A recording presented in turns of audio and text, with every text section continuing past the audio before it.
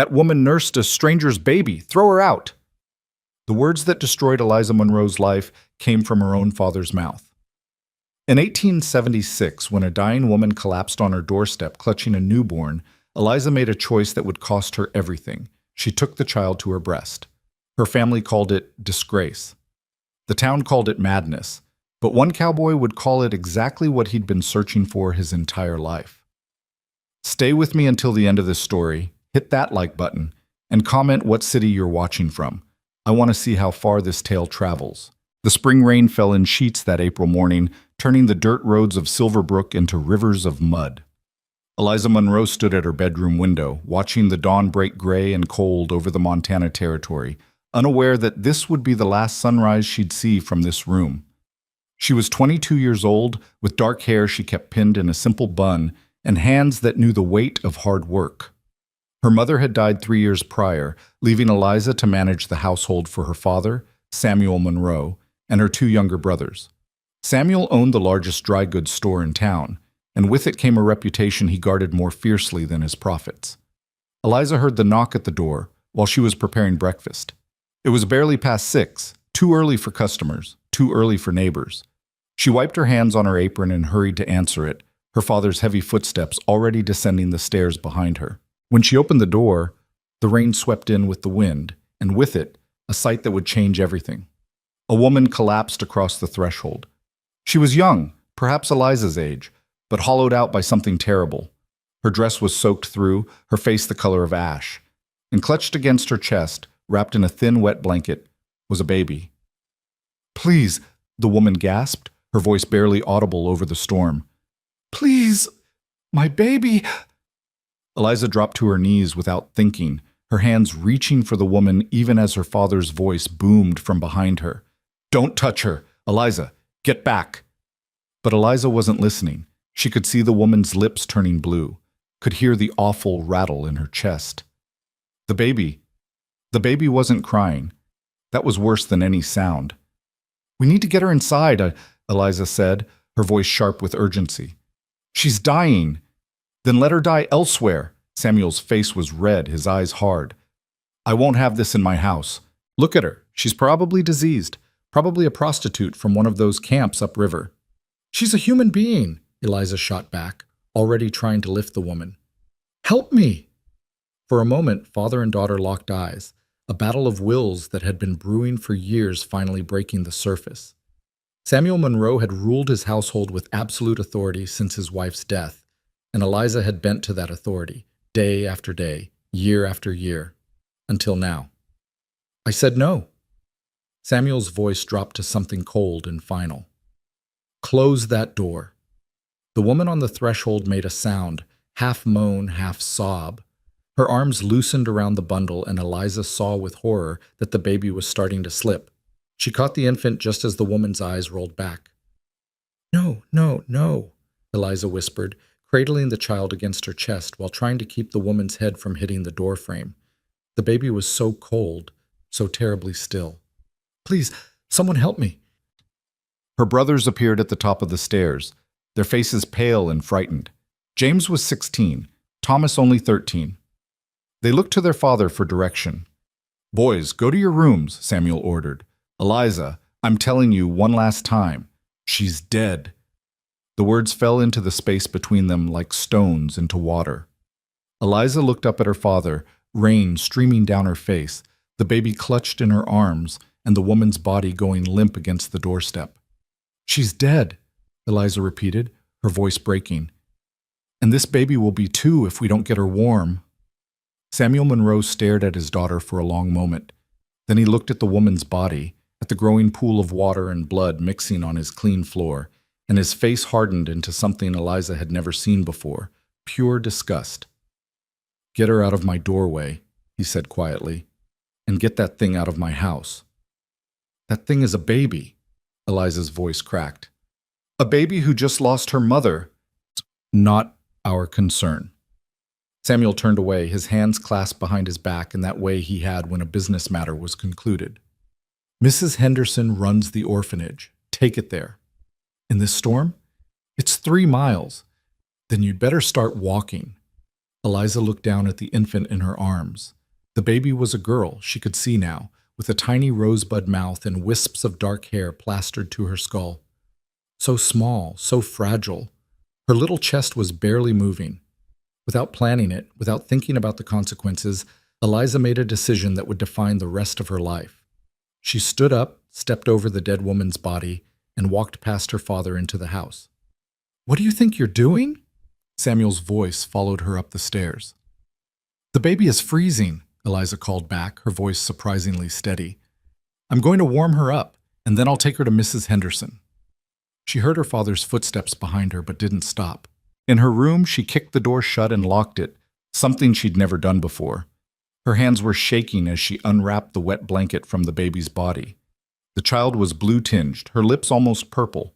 She wasn't crying, wasn't making any sound at all, and that terrified Eliza more than anything. She grabbed a dry blanket from her bed and began rubbing the baby's limbs, trying to restore warmth, trying to bring some color back to that tiny face. "Come on," she whispered. "Come on, sweetheart. Stay with me." The baby's eyelids fluttered, then her mouth opened, and she made a sound, small and weak, but a sound. Relief flooded through Eliza so powerfully she nearly sobbed. The baby was alive, cold and weak, but alive. There was pounding on the door now. "Eliza, open this door immediately!" Eliza ignored her father. She stripped off her own wet dress and wrapped herself in her robe, then tucked the baby against her skin, letting her body heat warm the child. It was something she had seen her mother do once with a premature lamb, and it had worked then. "Please work now," she prayed. "Please." The baby began to stir more, making small sounds of distress. Then those sounds turned to cries, weak but persistent. And with those cries came a realization that made Eliza's blood run cold. The baby was hungry. "Eliza Monroe, if you don't open this door right now, I'll break it down." Eliza looked at the door, then at the baby in her arms. The infant's cries were getting stronger, more desperate. She needed to eat, soon. The orphanage was 3 miles away, through a storm, with roads that were probably impassable by now. Even if Eliza left immediately, it would take her over an hour to walk there in good weather. In this rain, with a starving newborn, the baby wouldn't survive the journey. Eliza's heart was pounding. She knew what she was about to do, knew what it would mean. But looking down at that tiny, helpless face, she couldn't see any other choice. Her body had responded to her mother's death in an unexpected way. Grief had manifested physically, and for months after the funeral, she'd dealt with the discomfort of milk that had no purpose. It had finally stopped, but she knew from the midwife's daughter that sometimes, with the right stimulation, it could return. The baby's cries were growing frantic now, her tiny fists waving in the air. "I'm sorry," Eliza whispered, though she wasn't sure if she was apologizing to the baby, to her father, or to herself. "I'm so sorry." She brought the baby to her breast. At first, nothing happened. The baby rooted frantically but found nothing. Eliza bit her lip, fighting back tears of frustration and fear. Maybe it wouldn't work. Maybe she'd condemned this child to starvation because she couldn't. Then she felt it. A tingling sensation followed by a familiar fullness. The baby latched on, and after a moment began to suckle. The relief was so profound that Eliza did sob then, quietly, tears streaming down her face as she held the nursing infant. Outside her door, her father had stopped pounding and was now speaking in a low, dangerous voice. "Eliza, I know what you're doing in there. Open this door, or so help me, you are no longer my daughter." Eliza's hands tightened around the baby. She thought about her mother, who had always chosen kindness when given the choice. She thought about all the years she'd spent being obedient, being dutiful, being exactly what Samuel Monroe wanted her to be. And she thought about the woman who had died on their doorstep, who had used her last strength to protect this child. "I can't," she called back, her voice breaking.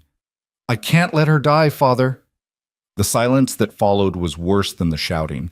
It stretched out, heavy and final, until Eliza heard her father's footsteps retreating down the stairs. She stayed in her room for 2 hours, nursing the baby until she fell asleep, then holding her while the storm raged outside. The infant was warmer now, her color better, her breathing steady. She looked peaceful, unaware that her very existence had just shattered a family. When the knock came again, it was softer. James's voice, hesitant and scared. Lizzie? Father he says you need to come down. He's got the pastor here. Eliza's stomach dropped. The pastor. That meant her father was going to make this official, make it public. In a small town like Silverbrook, what the pastor knew, everyone would know by nightfall. She dressed carefully, putting on her Sunday dress even though it was Thursday. If she was going to face judgment, she'd face it with dignity. She wrapped the baby in her warmest blanket and tucked her into the crook of her arm. The baby's eyes were open now, dark gray, unfocused, but alert. She made small sounds, content and drowsy. "I won't let them hurt you," Eliza whispered to her. "I promise." Downstairs, the parlor had been transformed into a kind of courtroom. Samuel Monroe sat in his chair by the fireplace, his face carved from stone. Pastor Williams stood by the window, rain-splattered and uncomfortable. And in the doorway, as if guarding against escape, stood Deputy Collins. Eliza's mouth went dry. The deputy. Her father had brought the law into this. "Miss Monroe," Pastor Williams cleared his throat. "Your father has told me about the situation. I understand a woman died on your doorstep this morning." "Yes." Eliza's voice was steady despite her hammering heart. "I tried to save her, but she was already too far gone." "And the child?" The pastor's eyes went to the bundle in her arms. The baby needed care. She was freezing and starving. "So you—" Pastor Williams seemed unable to finish the sentence. Samuel Monroe had no such hesitation. "She nursed it, like some kind of animal. In my house?" Eliza flinched at the venom in his voice but didn't look away from the pastor. "The baby would have died."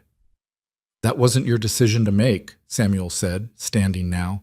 "You're an unmarried woman, Eliza. What you've done, it's unnatural. It's sinful. It's merciful," Eliza interrupted, her voice rising. "It's what Mother would have done." "Don't you dare speak of your mother." Samuel's face was purple now. "Your mother was a decent, God-fearing woman who understood her place.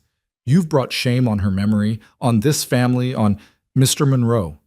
Pastor Williams held up a hand. "Please, let's discuss this calmly." But there was no calm in that room. Deputy Collins shifted uncomfortably, his hand resting on his belt. The baby stirred in Eliza's arms, making small sounds. "The question," Pastor Williams continued, "is what to do now. Miss Monroe, you understand that what you've done is highly irregular. An unmarried woman nursing a child, it raises questions, concerns." "What concerns?" Eliza demanded. "I saved a baby's life." "You exposed yourself," Samuel spat. "You acted like a whore." "Samuel!" Pastor Williams looked genuinely shocked. It's the truth."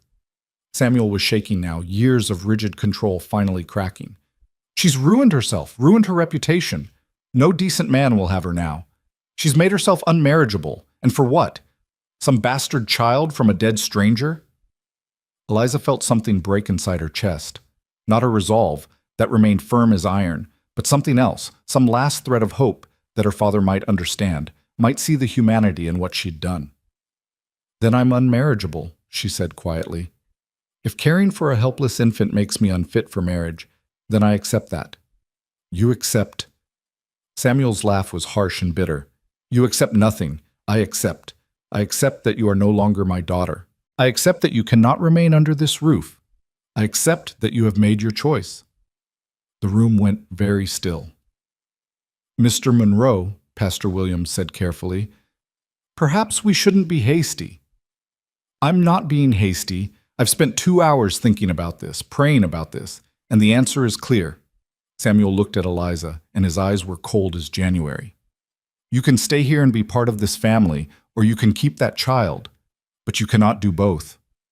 Eliza looked down at the baby in her arms.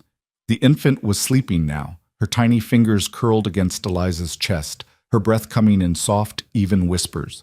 She was so small, so defenseless, so completely dependent on the woman who held her. "I choose her," Eliza whispered. "What was that?" Samuel leaned forward. "Speak up." Eliza lifted her chin, meeting her father's gaze. "I said I choose her. This baby didn't ask to be born. She didn't ask for her mother to die. She's innocent, and she deserves a chance at life. If you can't see that, if you'd rather cast out your own daughter than show mercy to a helpless child, then maybe I don't want to be part of this family anymore." The words hung in the air like gun smoke. Samuel Monroe's face went very pale, then very red. "Then get out!" "Father!" James stepped forward from where he'd been standing in the hallway. "Please, you can't—" "Be silent," Samuel rounded on his son. "Unless you want to join her in exile." James fell back, tears streaming down his young face. Thomas was crying too. Eliza could hear him from upstairs. "You have 1 hour," Samuel continued, turning back to Eliza. "Take whatever you can carry. After that, you're trespassing." "Mr. Monroe, surely there's another way." Pastor Williams tried again. "There is no other way." Samuel's voice was flat now, emptied of all emotion. "She's made her choice. She chooses shame over family, disgrace over duty. So be it. Let her live with that choice." Eliza stood frozen for a moment, the full weight of what was happening crashing down on her. She was being cast out, exiled from her own home, from her brothers, from everything she'd ever known, because she'd saved a baby's life. "Deputy Collins," Samuel said, "please ensure my daughter leaves the premises within the hour. If she's still here after that, I want her arrested for trespassing." The deputy looked miserable. "Mr. Monroe, I don't think—" "Do your job or I'll find someone who will." Eliza found her voice. "I don't need an hour." She turned and walked back upstairs, the baby still sleeping peacefully in her arms. In her room, she moved mechanically, her mind numb with shock. She had one bag, a carpet bag her mother had used for traveling. Into it she packed 2 changes of clothes, her mother's Bible, a hairbrush, the blanket the baby was wrapped in, and a small purse containing the money she'd saved from helping with mending and laundry, $3.47. Everything she owned in the world fit into a bag she could carry in one hand.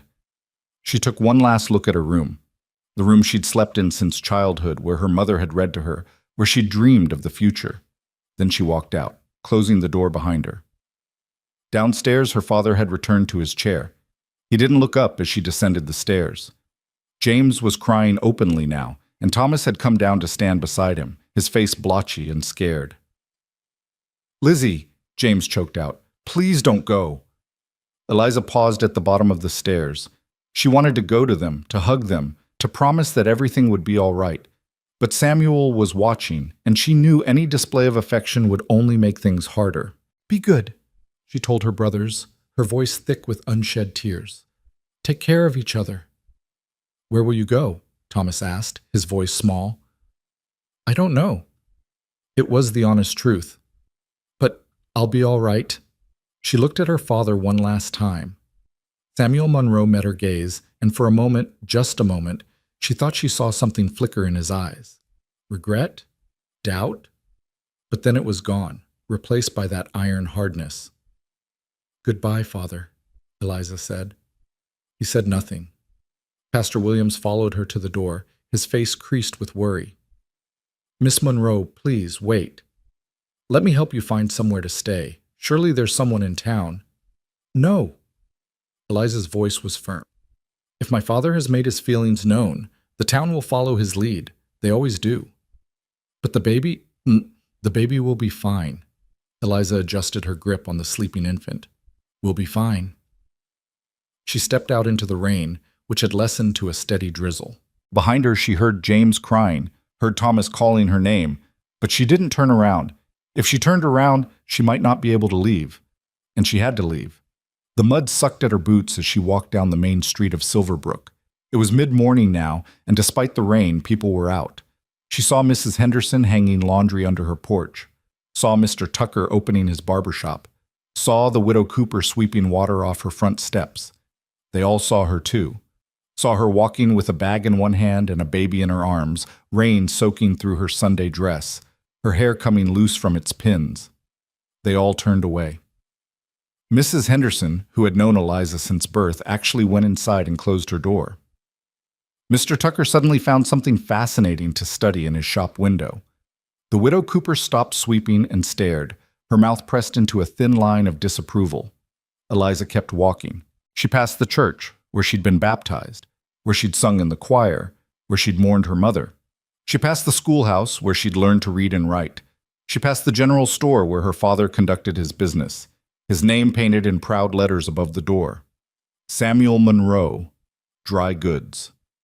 The baby woke as they reached the edge of town, her eyes opening wide, taking in the gray sky and the rain.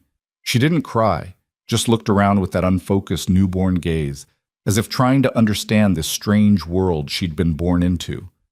"It's all right," Eliza whispered to her, pressing a kiss to her forehead. "We're going to be all right. I promise." But as Silverbrook disappeared behind them and the muddy road stretched out ahead, Eliza had no idea if that promise was one she could keep.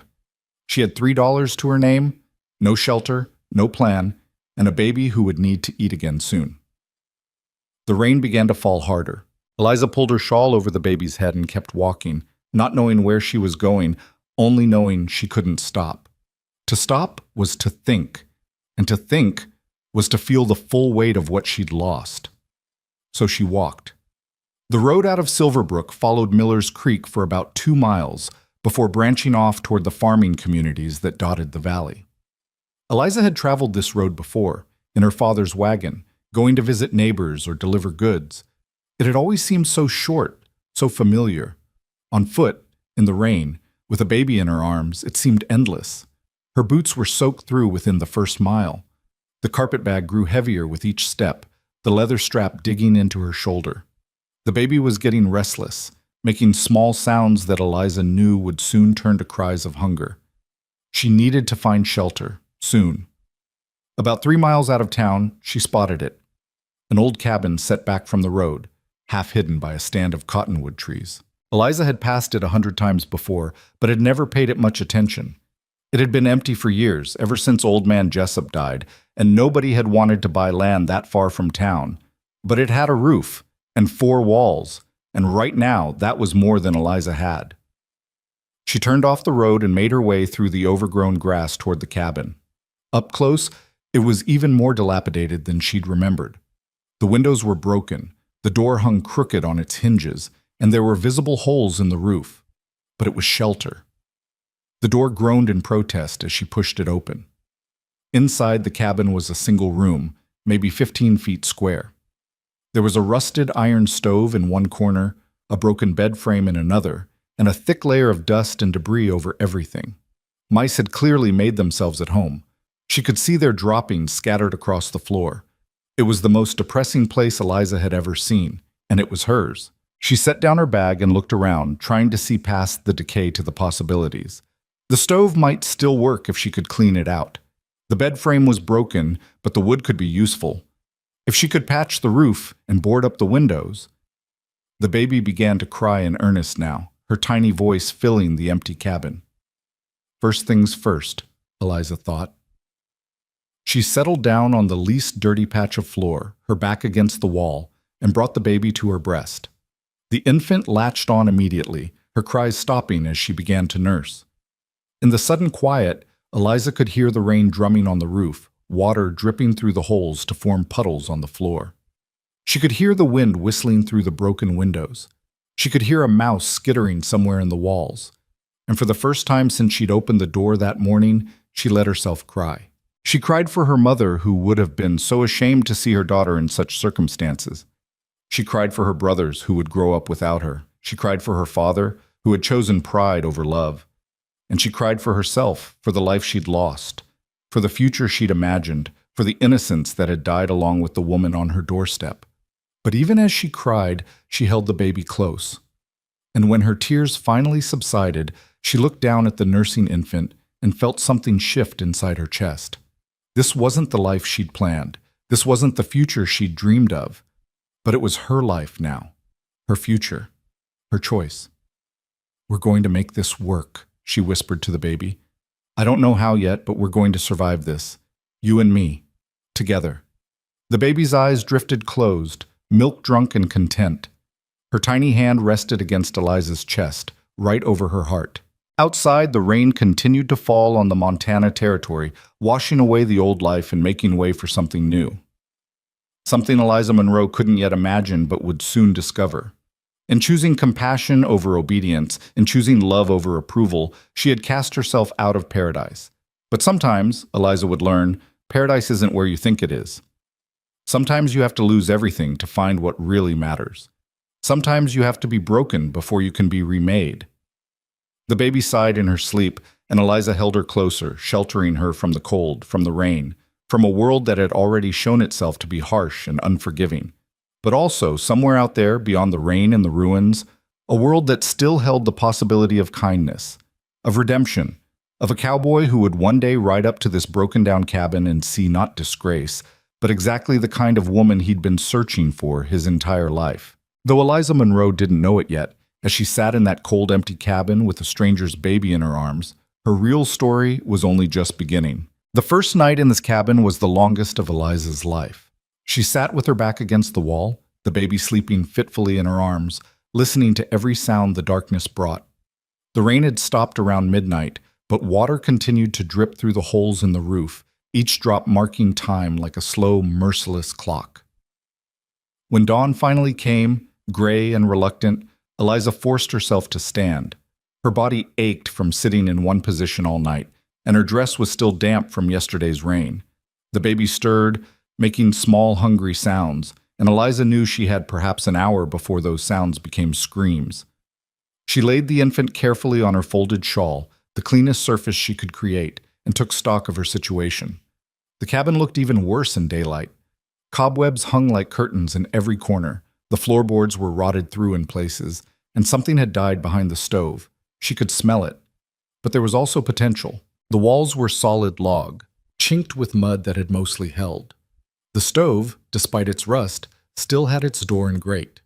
And in the corner she'd missed last night, there was a rough wooden shelf that had somehow survived the years of neglect. Eliza had cleaned houses since she was 10 years old. She knew what hard work looked like. She rolled up her sleeves and got to work. By mid-morning, she'd swept out the worst of the debris, using a branch she'd broken off one of the cottonwoods as a makeshift broom. She'd cleared the dead animal from behind the stove, a raccoon, long desiccated, and scraped out the worst of the rust and old ash. The windows she couldn't fix, but she'd stuffed the broken panes with rags torn from her extra petticoat, blocking the worst of the drafts. The baby woke hungry, and Eliza sat down to nurse her, her arms trembling with exhaustion. As the infant fed, Eliza looked around at what she'd accomplished. It wasn't much. The cabin was still a ruin, but it was a slightly more livable ruin. She'd used the last of her energy and hadn't eaten since yesterday morning. Her stomach cramped with hunger and her head felt light. $3 wouldn't last long, even if she could figure out where to spend it. Silver Brook was the nearest town, and she'd rather starve than go back there. "We need food," she told the baby softly. "And water. And wood for the stove. And about 100 other things I don't know how to get." The baby just blinked at her with those unfocused gray eyes, milk dribbling from the corner of her mouth.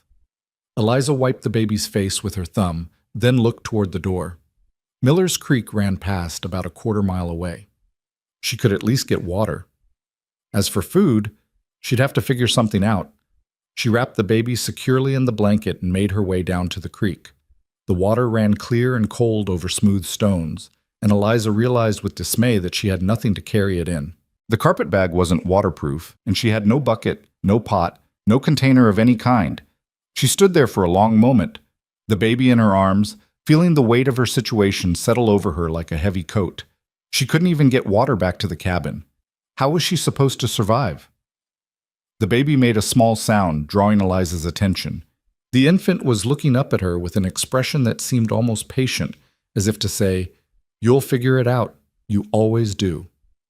Eliza knelt by the creek and drank her fill, then wet one of the rags and used it to wipe down the baby's face and hands. At least they wouldn't die of thirst immediately. She'd have to make regular trips to the creek, but it was manageable. One problem at a time, she told herself. One problem at a time. On the walk back to the cabin, she gathered dead wood from beneath the cottonwoods, balancing the pieces awkwardly while holding the baby. By the time she reached the cabin, her arms were full of kindling and her back was screaming, but she had enough to start a fire. If she could figure out how to light it. She had no matches, no flint, nothing. Eliza sat down on the cabin floor and very nearly gave up. It would be so easy to just sit here, to let the hunger and cold and exhaustion win. To admit that she'd been foolish, that her father had been right, that she couldn't survive out here alone. But then the baby made a sound, not crying, just a small coo, and Eliza looked down at her. The infant was awake, her tiny fingers waving in the air, her eyes trying to focus on Eliza's face. This baby trusted her, depended on her, needed her to be stronger than the despair that threatened to swallow her whole. Eliza took a shaky breath and stood up. There had to be a way. People had been making fire for thousands of years before matches. She'd seen her brothers do it once, rubbing sticks together, though they'd never actually gotten it to work. She spent the next 2 hours trying. Her hands blistered, her shoulders burned, and she accomplished nothing but a pile of wood shavings and a growing sense of hopelessness. When the sound of hoofbeats reached her ears, she was so exhausted she almost didn't react. Then she realized what it meant. Someone was coming, and panic flooded through her. Had her father sent someone to check on her? Or worse, to drag her back? She grabbed the baby and retreated into the cabin, peering through one of the rag-stuffed windows. A single horse was approaching, picking its way carefully along the overgrown path. The rider was a man, tall in the saddle, wearing a dust-colored coat and a wide-brimmed hat. Not anyone from town that she recognized. The man reined in his horse about 20 yards from the cabin, and Eliza saw him take in the scene.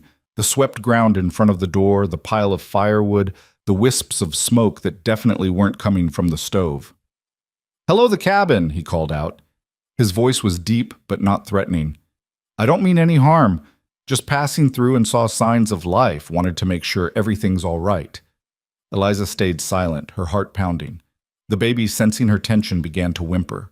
The man dismounted and took a few steps closer. "Ma'am, I heard a baby. Are you in some kind of trouble?" "Stay back," Eliza called out, trying to make her voice sound firm.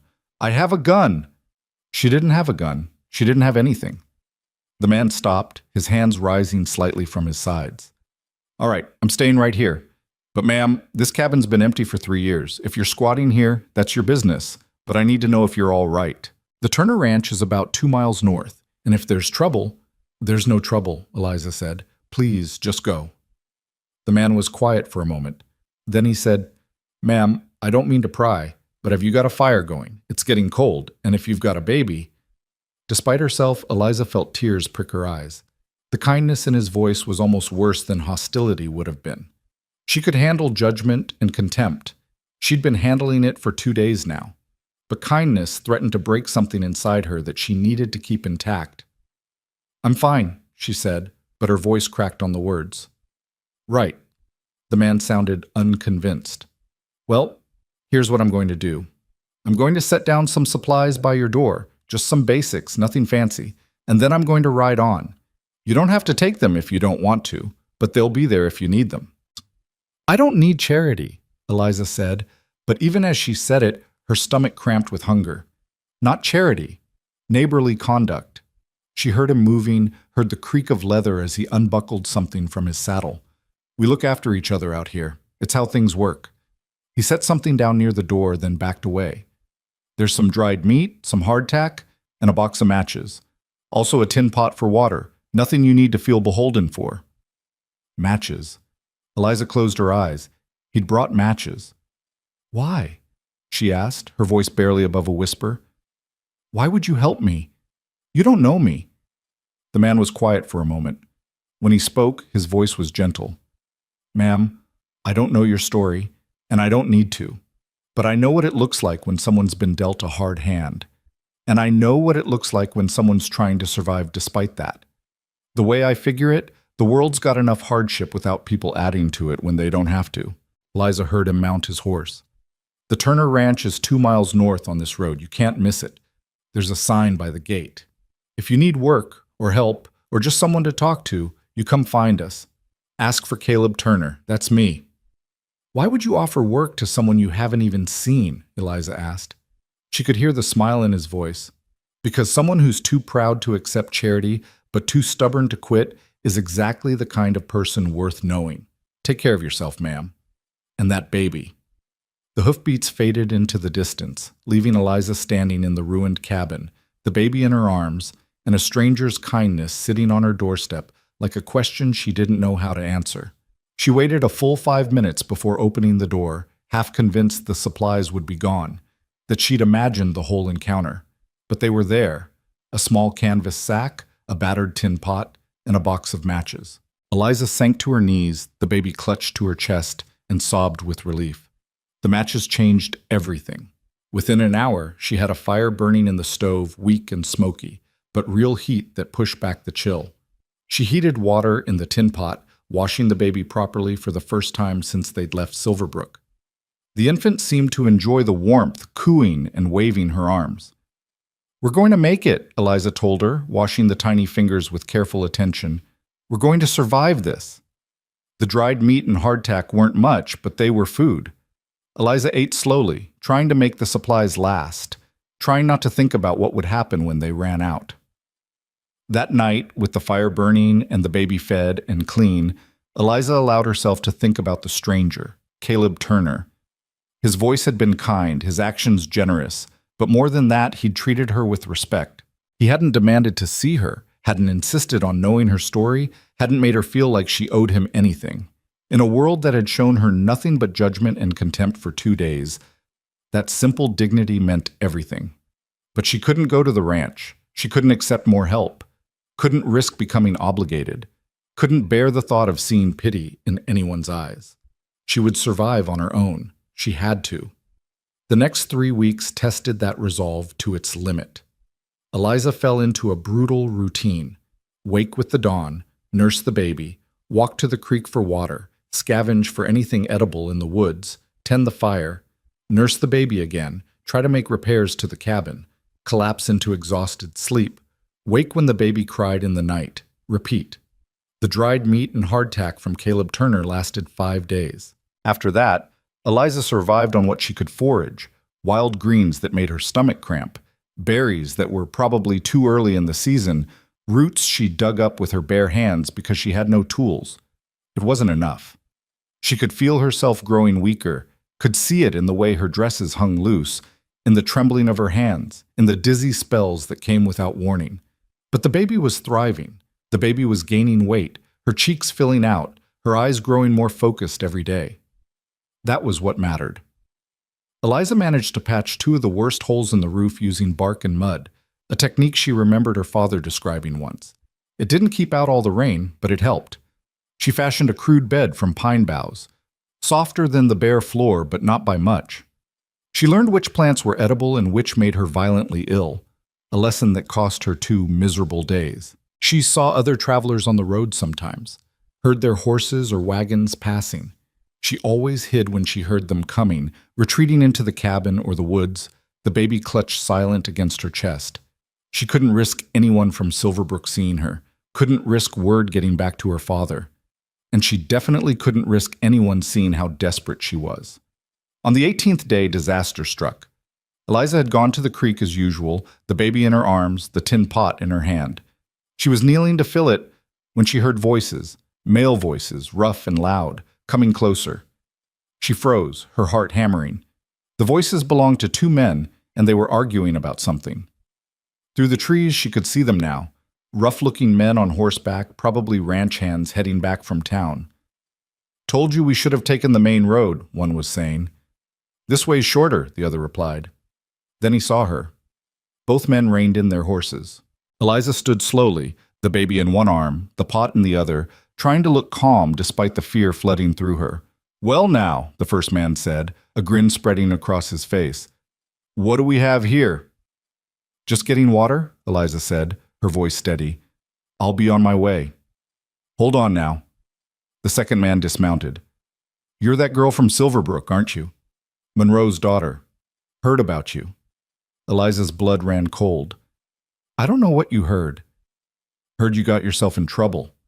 The man's eyes traveled over her, lingering on the baby. "Heard old Samuel threw you out for being loose." "That's not true," Eliza said, backing toward the cabin. "Please leave me alone." "Seems to me a girl living out here all alone might be grateful for some company," the first man said, dismounting now too. "Might be willing to show some appreciation for a little help." Eliza turned and ran. She heard them laugh behind her, heard their boots hitting the ground as they followed. She ran for the cabin, her lungs burning, the baby bouncing in her arms, water sloshing from the pot. She made it inside and slammed the door, but there was no lock, no bar, nothing to keep them out. She shoved the broken bed frame against it, knowing it wouldn't hold. "Come on now," one of the men called. "We're just being friendly." The door rattled. The bed frame scraped across the floor. Eliza backed into the corner, clutching the baby, her mind blank with terror. This was it. This was how it ended. She'd survived her father's rejection, survived 3 weeks of starvation and cold, only to— "What's going on here?" The voice cut through Eliza's panic like a knife. It was deep, commanding, and familiar. Through the rag-stuffed window, she saw a third horse, a big bay gelding, and a tall man dismounting with the kind of fluid grace that spoke of years in the saddle. Caleb Turner. "This doesn't concern you, Turner," one of the men said, but his voice had lost its confidence. "That's where you're wrong." Caleb's voice was quiet, but something in it made Eliza shiver. "This cabin is on land adjacent to the Turner Ranch, which means anything that happens here concerns me very much. Now step away from that door." "We were just talking to the lady." "The lady who ran away from you? The lady who barricaded herself in that cabin?" Caleb's voice hardened. "That kind of talking?" Silence. Then shuffling sounds. "Didn't realize she was under your protection," the first man muttered. "Well, now you do. I suggest you mount up and ride on, and I suggest you spread the word. Anyone who bothers this woman answers to me. Understood?" More shuffling, the sound of horses being mounted. "We didn't mean any harm," one of the men said. "Then you won't mind leaving, now." Eliza heard the horses ride away, heard them splashing through the creek, heard the sound fade into distance. But she didn't move. She stayed in the corner, the baby pressed against her chest, her whole body shaking. A soft knock at the door. "Ma'am, they're gone. You're safe now." Eliza couldn't respond. Her throat was closed up with fear and relief and shame. "I'm going to step away from the door," Caleb continued. "I'm going to be out here by that big cottonwood if you need anything. Take your time." She heard his footsteps retreat, heard the creak of leather as he sat down, probably leaning against the tree. It took Eliza a full 10 minutes to stop shaking. The baby had started crying, distressed by her mother's fear, and Eliza nursed her with trembling hands, whispering apologies and reassurances.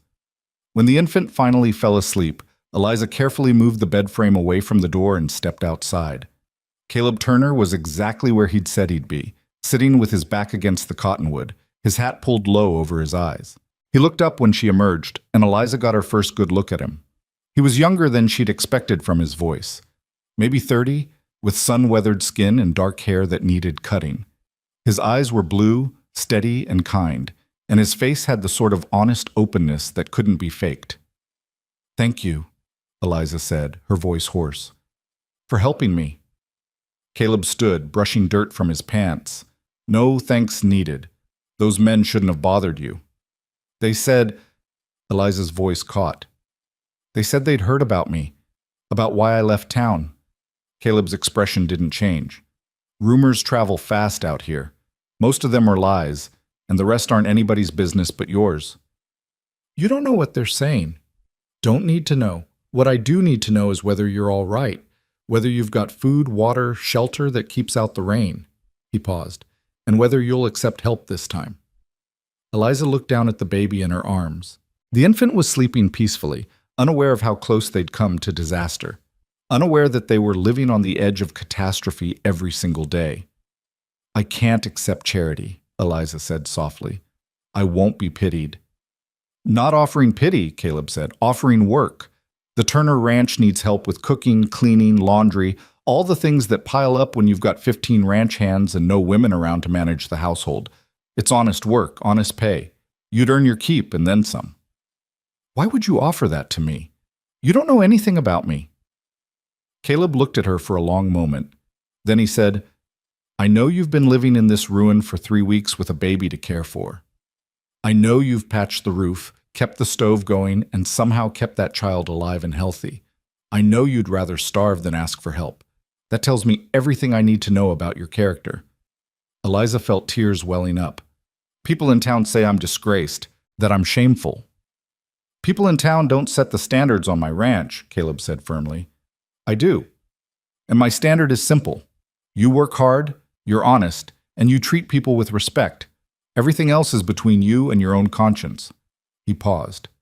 "Did you harm that baby?" "No." "Did you steal her from her rightful parents?" "Her mother died on my doorstep. There was no one else." "Then as far as I'm concerned, you saved a life. That's not shameful. That's admirable."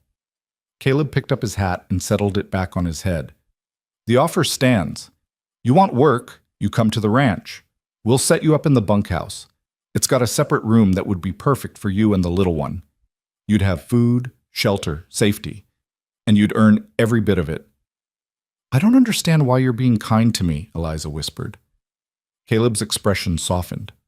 "My mother died when I was 12. My father raised me and my two sisters on his own, and it wasn't easy. People judged him for it, said a man couldn't raise daughters properly, said we'd all come to ruin. But there were a few folks who helped instead of judging, who offered work instead of criticism, who saw that my father was doing his best with a hard situation and decided to make it a little easier instead of harder." He met Eliza's eyes. "I remember what that kindness meant. I remember how it saved us. And I figure if I can pass that along, I should." Eliza was crying now, tears streaming down her face. "I don't even know your name. I mean, I know it's Caleb Turner, but I don't know anything about you." "Well, we can fix that easy enough." Caleb smiled, and it transformed his serious face into something warm and approachable. "I'm 32 years old, own the Turner Ranch with my father, though he's mostly retired now. I've got two sisters, both married and living in Denver. I like my coffee black, my horses fast, and my business straight. I don't drink much, don't gamble, and I work harder than any man I employ. That about cover it?" Despite everything, Eliza found herself smiling. "It's a start." "Good. Now how about you tell me your name? Seems only fair." "Eliza. Eliza Monroe." "Well, Miss Monroe, I'm pleased to make your proper acquaintance." Caleb extended his hand, and after a moment's hesitation, Eliza shook it. His grip was firm but gentle, calloused from years of ranch work. "And this little one?" Eliza looked down at the baby. "I don't know. Her mother didn't have time to tell me." "Well, she'll need a name eventually." "I know, it feels presumptuous. Like I'm claiming her when she's not mine to claim." "Seems to me she is yours," Caleb said quietly. "Maybe not by birth, but by choice. That counts for something." The baby stirred in Eliza's arms, her tiny mouth working in her sleep. Watching her, Eliza felt something settle inside her chest, a decision she hadn't realized she was making until it was already made. "Hope," she said softly. "Her name is Hope." Caleb nodded, his eyes understanding. "That's a fine name, a strong name." He walked over to his horse and mounted up. "I meant what I said about the work, Miss Monroe. The offer stands whenever you're ready to accept it. No pressure, no judgment, just an open door if you need it." "Thank you," Eliza said. "Truly, thank you." Caleb touched the brim of his hat in farewell and rode off, heading north toward the ranch. Eliza watched him go, Hope sleeping peacefully in her arms, and felt the first stirring of something she'd thought was lost forever. Not hope for herself, not yet, but possibility. The fragile beginning of a future that might include more than mere survival. She looked down at the baby. "What do you think, little Hope? Should we take a chance?" Hope slept on, trusting and content, and Eliza made her decision. Tomorrow. Tomorrow she would walk to the Turner Ranch and see if Caleb Turner's kindness extended beyond words. But tonight, she would sleep in her patched cabin, with her fire burning and her baby safe, and she would remember that the world, while harsh and often cruel, still held people like Caleb Turner, people who chose kindness when they could just as easily choose indifference. And maybe, just maybe, that was enough to build on. The walk to the Turner Ranch the next morning took Eliza nearly 2 hours. She'd packed everything she owned back into the carpet bag, left the cabin as clean as she could make it, and set out just after dawn with Hope bundled against her chest. The morning was clear and cool, and with each step northward, Eliza felt her resolve waver between determination and terror. What if Caleb Turner had changed his mind? What if his offer had been nothing more than empty politeness? What if she arrived at the ranch only to be turned away, humiliated in front of strangers? But the memory of those two men at the creek, the fear in her own voice as she'd barricaded the door, kept her feet moving forward. She couldn't go back to that cabin. She couldn't survive another 3 weeks of isolation and starvation, not with winter approaching, not with a baby depending on her. The Turner Ranch sign appeared exactly where Caleb had said it would be, a weathered wooden board hanging from a crossbeam between two posts. Beyond it, a well-maintained road led to a sprawling collection of buildings, barns, and corrals spread across a gentle valley. Cattle dotted the distant hills, and Eliza could see men working near the barns, their voices carrying faintly on the morning air. It was the most prosperous-looking place Eliza had seen since leaving Silverbrook, and the contrast to her ruined cabin made her acutely aware of how she must look: dirty dress, wild hair, gaunt face, and a baby who wasn't hers cradled in arms that trembled with exhaustion. She almost turned back, almost convinced herself it was too much to ask, too presumptuous to appear on their doorstep, expecting charity disguised as work. Then Hope made a small sound, and Eliza looked down into those gray eyes that had learned to focus on her face, to recognize her, to trust her completely. For Hope, she could be brave. She walked through the gate. A man spotted her first, a grizzled ranch hand mending fence near the road. He straightened up, his eyes widening slightly at the sight of her, then called out toward the main house. "Mr. Turner, you got a visitor!" Within moments, Caleb emerged from the barn, and the relief that flooded through Eliza at the sight of him nearly buckled her knees. He saw her, and his expression shifted from surprise to something that might have been pleasure, though he schooled it quickly into professional courtesy. "Miss Monroe," he said, walking toward her with that easy, confident stride. "You came." "You said the offer stood," Eliza replied, hating how uncertain her voice sounded. "If it doesn't, if you've reconsidered, I understand." "I haven't reconsidered." Caleb stopped a respectful distance away, his eyes taking in her condition with a quick, assessing glance. "I'm glad you're here. Come on, let me show you around." He led her toward the main house, a solid 2-story structure with a wide porch and curtained windows. Along the way, ranch hands stopped their work to stare, their expressions ranging from curious to skeptical. Eliza felt their eyes on her like weights, felt the judgment in their silence. "Don't mind them," Caleb said quietly. "They're not used to seeing women around here. We haven't had proper household help since my mother passed." "How long ago was that?" 6 years now." Caleb's voice softened. "This place has needed a woman's touch for a long time. We've been managing, but managing isn't the same as thriving." He showed her the kitchen first, a large room dominated by a cast-iron stove that made her ruined cabin stove look like a toy. There were proper pots and pans hanging from hooks, a pump for water right inside the house, and a pantry stocked with more food than Eliza had seen in a month. "Meals are twice a day," Caleb explained. "Breakfast at dawn, dinner at sunset. The men make do with whatever they can scrounge for midday, but we've been talking about adding a proper lunch service. The cooking's been rotating between whoever draws the short straw, and I'll be honest with you, most of these boys can't cook worth a damn." Despite her nervousness, Eliza smiled. "I can cook." "That's what I'm counting on." Caleb opened a door off the kitchen, revealing a small but clean room with a narrow bed, a dresser, and a window overlooking the vegetable garden. "This would be yours. It's not much, but it's private, warm, and the roof doesn't leak." Eliza stepped into the room, and something inside her chest loosened. It was simple, spare even, but it was clean and dry and safe. After 3 weeks in the cabin, it looked like a palace. "The work isn't easy," Caleb continued. 3 meals a day for 15 men, plus laundry, cleaning, mending. It's full days, 6 days a week. Sundays you'd have off. Pay is $15 a month, plus room and board. $15. Eliza's mind reeled. That was more money than she'd ever had at one time in her life. "I'll need help with Hope sometimes," she said, her voice catching on the baby's name. "When I'm cooking or washing, I can't leave her alone." "We'll work something out." Caleb glanced at the sleeping infant. "How old is she now?" "About a month, I think. It's hard to know exactly." Caleb nodded, then met Eliza's eyes. "I need to ask you something, and I need you to be honest with me." Eliza's heart sank. Here it came. The question she'd been dreading, the judgment disguised as concern. "Did you steal that baby?"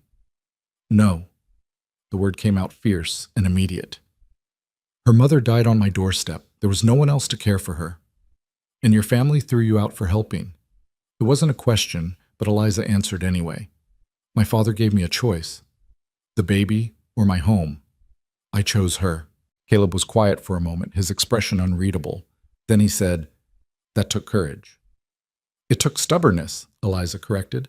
I don't know if it was courage or just foolishness. Sometimes they're the same thing. Caleb extended his hand. Do we have an agreement, Miss Monroe? You'll work for the ranch, earn your keep, and build yourself a future?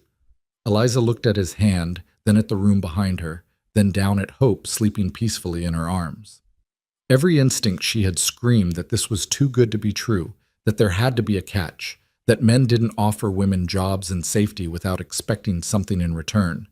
But when she looked into Caleb Turner's eyes, she saw only honest intention and patient kindness.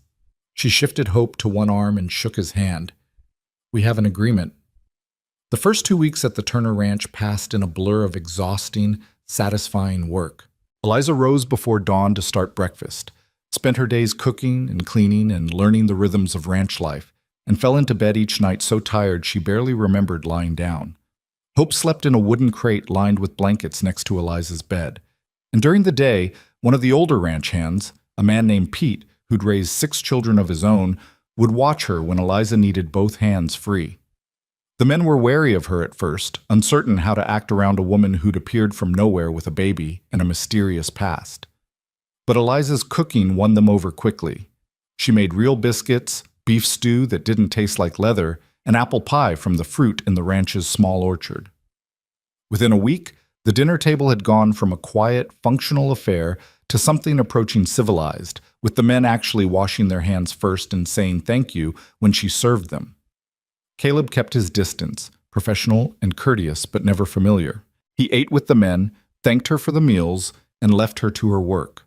But sometimes Eliza would catch him watching her with an expression she couldn't quite read, something thoughtful and careful, as if he were working out a puzzle in his mind. It was on a Saturday evening, 2 weeks after her arrival, that everything changed. The ranch was hosting a gathering, something Caleb had mentioned casually a few days earlier, but that Eliza hadn't fully understood the scope of until the day itself arrived. Apparently, it was a quarterly tradition, a chance for neighboring ranchers and their families to come together, share news, trade horses, and strengthen the community bonds that were essential to survival in the territory. You don't have to attend if you're not comfortable, Caleb had told her that morning. You can stay in your room, and no one will think less of you. But Eliza had spent 3 weeks hiding from the world, and she found she was tired of it. She'd done nothing wrong. She'd saved a baby's life. If people wanted to judge her for that, let them judge her to her face. So she put on her least worn dress, pinned her hair up properly for the first time in weeks, and emerged from her room with Hope in her arms as the first wagons began arriving. The gathering took place in the large open area between the house and the main barn, where tables had been set up and lanterns hung from posts to light the evening. Eliza had spent the day preparing food: roasted chickens, potato salad, cornbread, 3 different pies. And now she stood near the serving tables, Hope sleeping against her shoulder, and watched the crowd arrive. There were more people than she'd expected, maybe 40 or 50, ranging from weathered ranchers to young families with children. The women clustered together, their dresses fine by frontier standards, their hair elaborately styled. The men gathered near the barn, passing around a jug of something that definitely wasn't water. And then Eliza saw a familiar face in the crowd, and her blood turned to ice. Mrs. Henderson from Silverbrook, the woman who'd shut her door in Eliza's face the day she left town. She was talking to another woman, gesturing animatedly, and then her eyes landed on Eliza.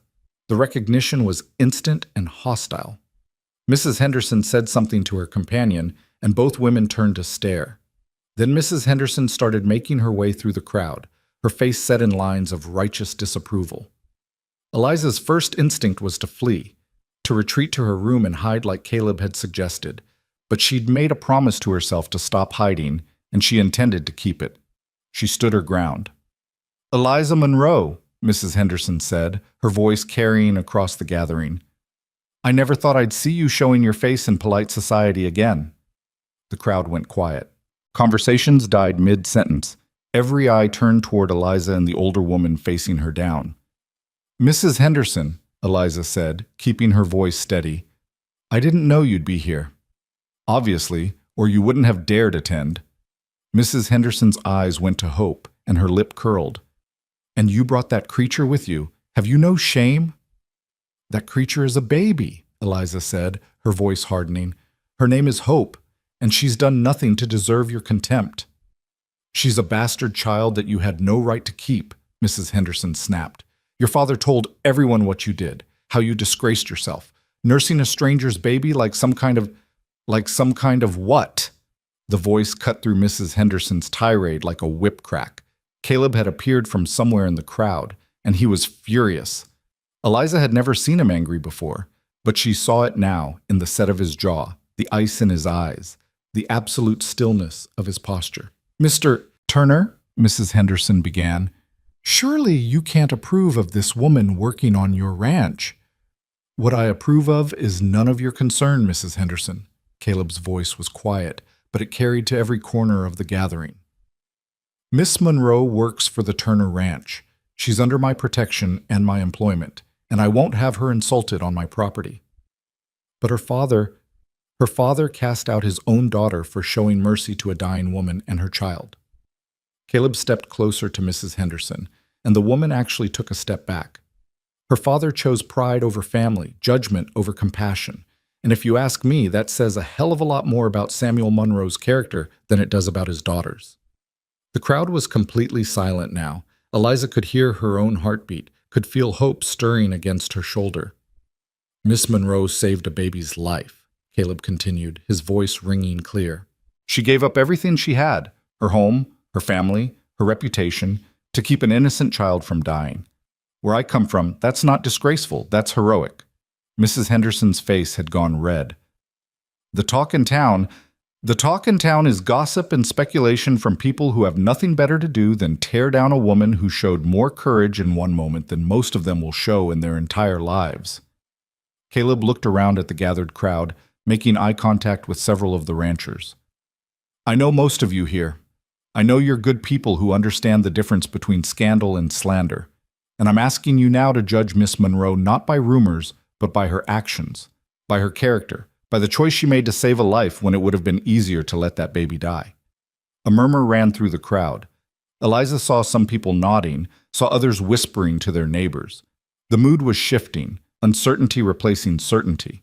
"Furthermore," Caleb said, and his voice took on a different quality, something that made Eliza's breath catch, "I want you all to know that I've asked Miss Monroe to be my wife." The world seemed to tilt sideways.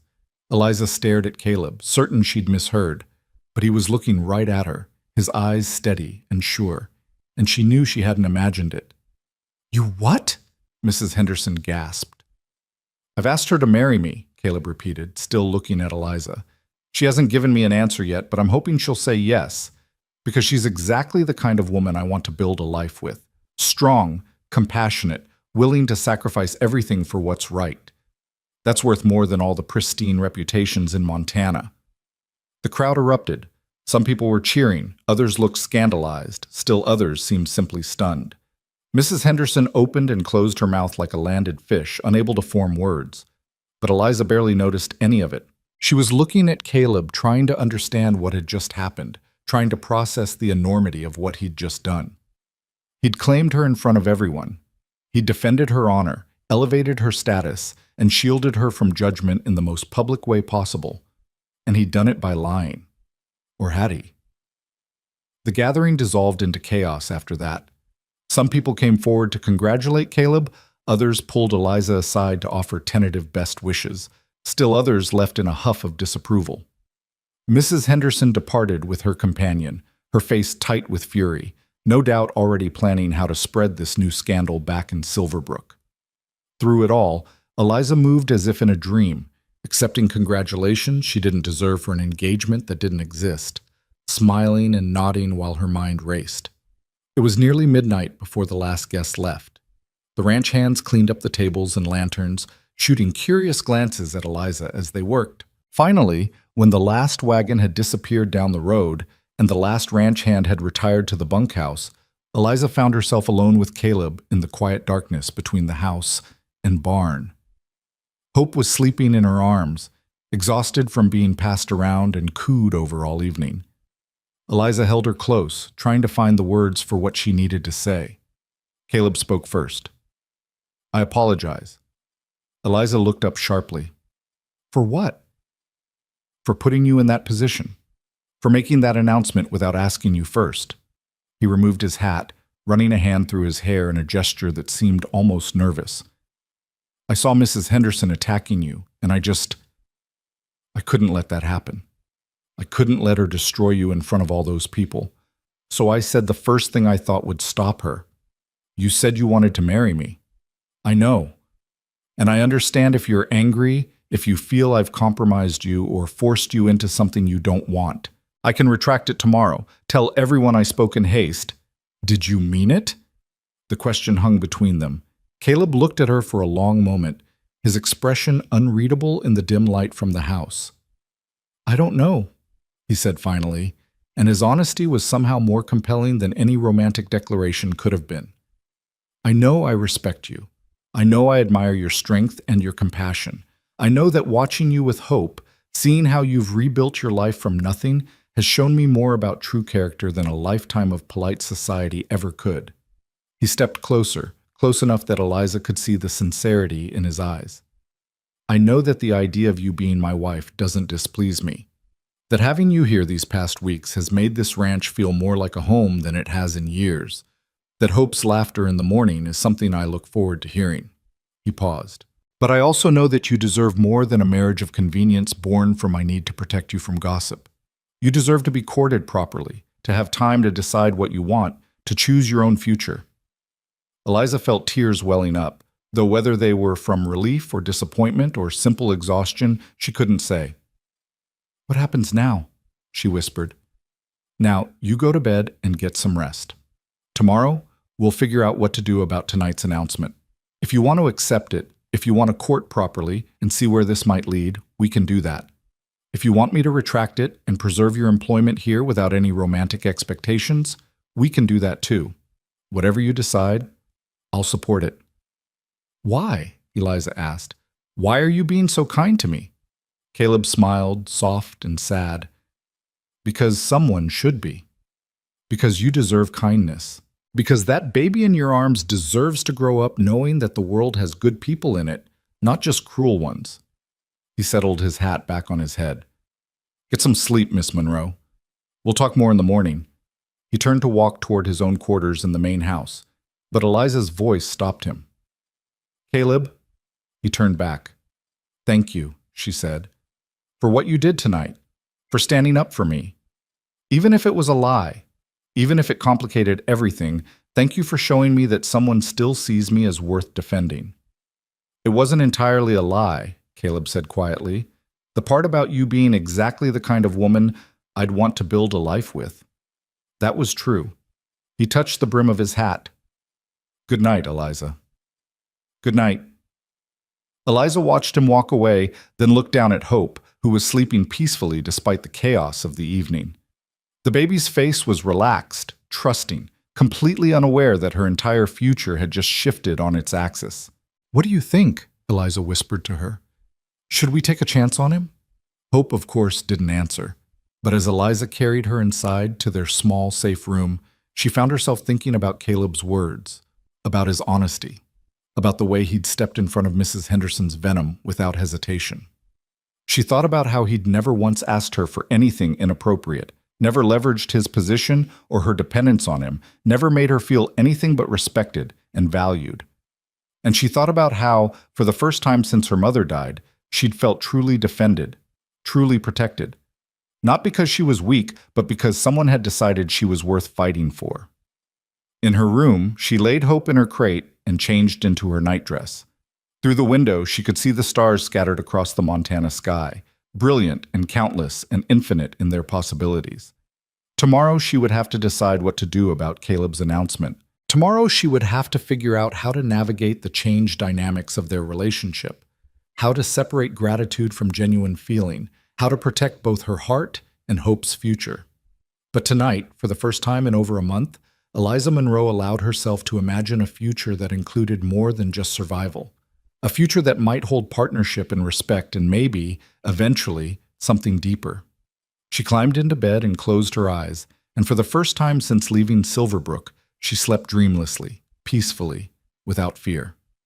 Outside her window, in his own room in the main house, Caleb Turner lay awake and wondered if he'd just made the biggest mistake of his life, or the smartest decision he'd ever make. He thought about Eliza's face when he'd made his announcement, the shock and confusion and something else, something that might have been hope. He thought about the way she'd stood her ground against Mrs. Henderson, refusing to be cowed, protecting hope with every fiber of her being. And he thought about how, when he'd said those words, "She's exactly the kind of woman I want to build a life with," he'd realized with startling clarity that he'd meant every single word. Tomorrow would bring complications. Tomorrow would require difficult conversations and careful decisions. Tomorrow would test whether what had started as protection could become something real. But for tonight, both Caleb and Eliza allowed themselves to wonder, to hope, to imagine that maybe, just maybe, something beautiful could grow from the ruins of Eliza's shattered life. And in her crate by the bed, little Hope slept on, the bridge between two people who'd been searching for family in all the wrong places, only to find it in the most unexpected way possible. The gathering had ended. The confrontation was over. But the real story, the story of how a cast-out woman and a lonely rancher would build a family from compassion and choice, was only just beginning. Morning came too quickly, and not quickly enough. Eliza woke to Hope's soft cries just as the first gray light began filtering through her window, and for a moment she simply lay there, staring at the ceiling, replaying the previous night's events in her mind. Caleb had announced their engagement in front of 40 people. He'd defended her honor, elevated her status, and fundamentally changed the nature of their relationship with a handful of words spoken in anger and protection. And then he'd told her it was her choice whether to make it real or retract it. Eliza sat up and lifted Hope from her crate, bringing the baby to her breast. As Hope nursed, Eliza tried to organize her thoughts into something coherent. The problem was that her feelings were a tangled mess of gratitude, confusion, attraction, and fear. How could she possibly separate what she felt for Caleb from what she owed him? How could she know if what stirred in her chest when she looked at him was genuine affection or simply the desperate gratitude of someone who'd been drowning and found a lifeline? A soft knock at her door interrupted her spiraling thoughts. "Miss Monroe?" Caleb's voice was cautious. "I've got coffee on if you'd like some. No pressure to talk if you're not ready, but I thought you might want breakfast before the men wake up." Eliza's heart did something complicated in her chest. Even now, even after everything, he was giving her space, offering kindness without expectation. "Give me 10 minutes, she called back. She dressed quickly, settled Hope in the crate with a makeshift toy, a wooden spoon wrapped in cloth, and made her way to the kitchen. Caleb was standing by the stove, 2 cups of coffee already poured, and he turned when she entered with an expression that was equal parts hopeful and apprehensive. "Good morning," he said. "Good morning." Eliza accepted the coffee he offered, wrapping her hands around the warm cup. For a long moment, neither of them spoke, the silence stretching out like taffy.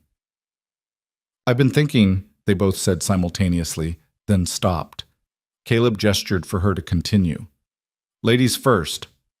Eliza took a breath, trying to gather her scattered thoughts into something resembling coherence. "What you did last night, standing up for me, making that announcement, it was the kindest thing anyone's ever done for me. And I need you to know how much that means, how much it changes things." "But," Caleb prompted gently, "but I don't know if I can trust my own feelings right now." The words came out in a rush. "You saved me, Caleb. You gave me work when I was starving, shelter when I had nowhere to go, protection when I was vulnerable. How can I possibly know if what I feel for you is real or just gratitude? Dependence?" Caleb set down his coffee cup and leaned against the counter, his expression thoughtful. "That's a fair question, and it's one I've been asking myself, too." Eliza looked up sharply. "You have?" "Of course." Caleb's smile was rueful. "You think I haven't noticed how complicated this is? I'm your employer, Eliza. I have power over you, your job, your housing, your security. Even if I never intended it, even if I'd never abuse it, that power imbalance exists. So how do I know if you'd feel obligated to accept my suit out of fear of losing your position? How do I know I'm not taking advantage of your circumstances? The honesty in his voice made Eliza's chest ache. Most men wouldn't even think about such things, let alone speak them aloud. So what do we do? She asked quietly. Caleb was silent for a moment, staring into his coffee as if it held answers. When he looked up, his eyes were clear and determined. We take our time, he said. We don't rush into anything. Last night's announcement bought you protection from gossip and judgment, and that stands regardless of what happens between us. As far as the world is concerned, we're courting. But what happens in private, how we actually feel, what we actually want, that's between you and me. And if I decide I don't want to marry you, Eliza asked, needing to know. What happens then? Then we'll wait a respectable amount of time, announce that we've decided we don't suit, and you'll continue working here as my employee with no change to your position or pay. Caleb's voice was firm. I meant what I said, Eliza. Your job here doesn't depend on becoming my wife. It depends on your work, which has been excellent. Eliza felt something loosen in her chest, some knot of anxiety she hadn't even realized she'd been carrying. You really mean that? I really mean that. Caleb moved closer, but stopped at a respectful distance. But I also want you to know that my offer last night wasn't entirely strategy. The part about you being the kind of woman I'd want to build a life with, that was true. I respect you, Eliza. I admire your strength. And I enjoy your company. So while I'm not going to pressure you, I am going to court you properly, if you'll allow it. Court me how? Eliza asked, genuinely curious.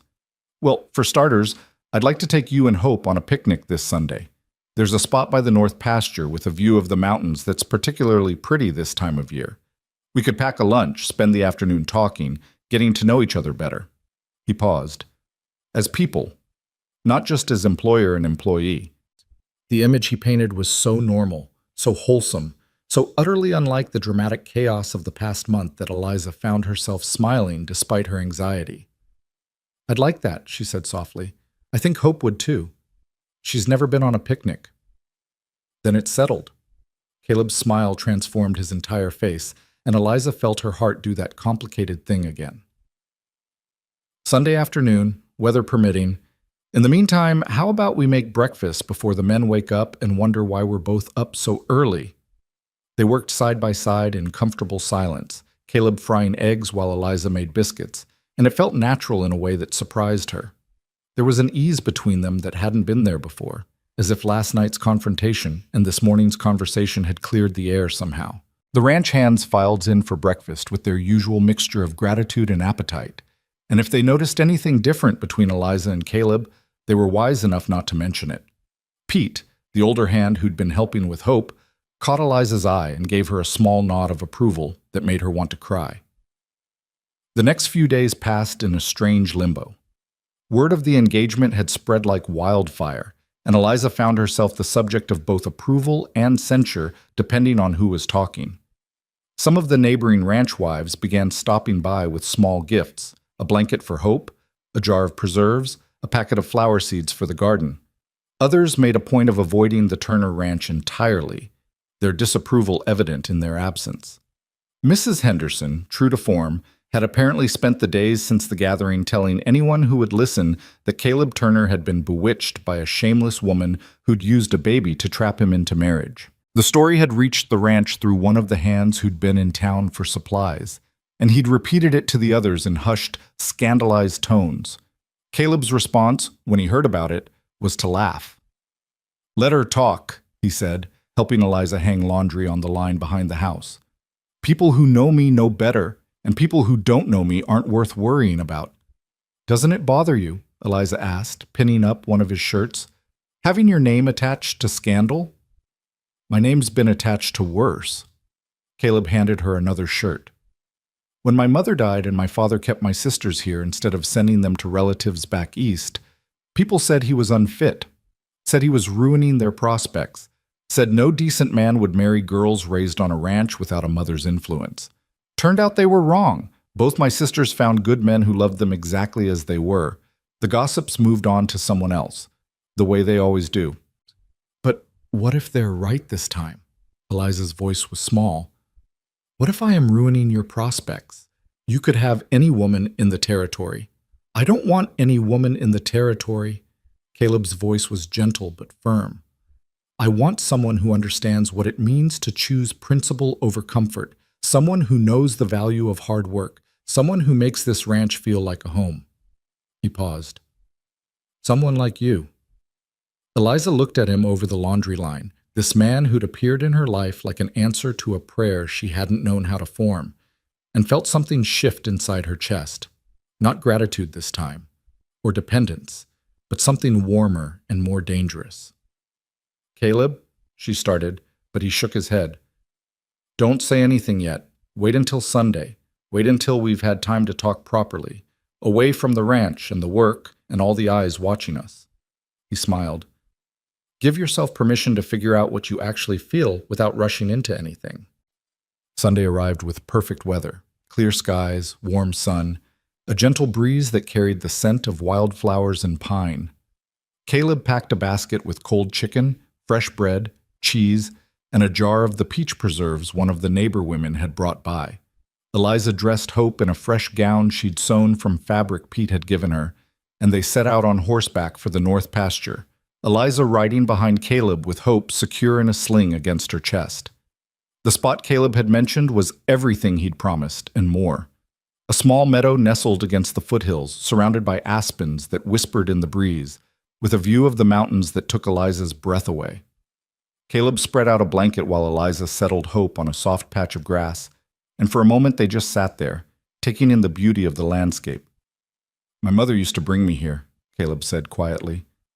When I was upset or confused or just needed to think. She said the mountains put things in perspective, reminded you that your problems were small compared to the vastness of the world. She sounds like she was wise, Eliza said. She was. Caleb's voice was thick with old grief. Losing her nearly destroyed my father. He loved her so much that after she died, he could barely function for months. My sisters and I had to run the ranch ourselves, and we were just kids. He paused. I used to think that kind of love was dangerous, that giving someone that much power over your happiness was foolish. And now? Eliza asked softly. Now I think maybe it was worth it. For him, I mean. Those years he had with her, the family they built, the life they shared. He wouldn't trade that for anything, even knowing how it would end. Caleb looked at her. He told me once that the worst day with her was better than the best day without her. That even the grief was worth it because it meant he'd had something worth grieving. Eliza felt tears prick her eyes. That's beautiful and heartbreaking at the same time. Love usually is, I think. Caleb reached out and took her hand, his touch careful, asking permission. Which is why I need to be honest with you about something. Eliza's heart began to pound. What? When I made that announcement at the gathering, I told myself it was just strategy, just a way to protect you from Mrs. Henderson and the gossip. Caleb's thumb traced small circles on the back of her hand. But that wasn't entirely true. The truth is, I've been thinking about asking you to court me for real for over a week now. I just didn't know how to do it without making you feel obligated or pressured. Caleb, let me finish. His eyes were intense, earnest. I know the circumstances aren't ideal. I know we've only known each other a few weeks. I know there are 1,000 reasons why this is complicated and difficult and probably foolish. But Eliza, when I see you with Hope, when I watch you work, when I hear you laugh at something Pete said, or see you standing up to men twice your size with nothing but courage and conviction, I don't just respect you, I'm falling for you. The words hung in the mountain air between them, honest and vulnerable and terrifying. I'm scared, Eliza whispered. I'm scared that I don't know my own heart. I'm scared that what I feel is just gratitude or relief or desperation. I'm scared of making a mistake that will hurt both of us. I'm scared too, Caleb admitted. I'm scared of taking advantage of your circumstances. I'm scared of rushing into something we'll both regret. I'm scared that you'll say yes because you feel like you have to, not because you want to. They sat in silence for a moment, hands still intertwined, both afraid and hopeful in equal measure. Then Hope made a sound, a coo of pure contentment, and they both looked down at her. The baby was lying on the blanket, her eyes tracking the movement of leaves overhead, completely at peace. She trusts you, Caleb said quietly. Completely and absolutely. She knows you'll keep her safe. I promised her I would, Eliza replied. The day we left Silverbrook, I promised her we'd survive. And you have. You've done more than survive.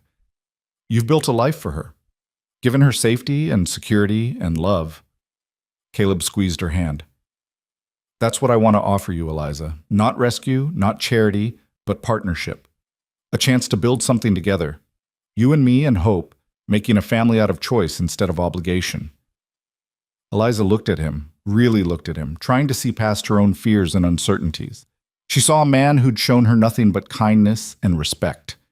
A man who'd defended her when he didn't have to, who'd given her work instead of pity, who'd stood up to an entire gathering of people rather than let her be humiliated. But more than that, she saw a man who was being honest about his own vulnerabilities, his own fears, his own uncertainty. He wasn't pretending to have all the answers or trying to sweep her off her feet with grand gestures. He was simply offering himself, flawed and uncertain and human, and asking if she might consider building something real with him. I don't know if what I feel is love, Eliza said slowly. Not yet, but I know that when I see you, my heart feels lighter. I know that your kindness hasn't just been surface-level politeness, but something deeper and more genuine. I know that you've treated Hope like she matters, like she's worth protecting, even though she's not your responsibility. She is my responsibility, Caleb corrected gently. If we do this, if we make this real, she becomes my daughter in every way that matters. I want you to know that going in. This isn't just about you and me. It's about the three of us. A ready-made family. Eliza felt tears streaming down her face now, though she couldn't say exactly why.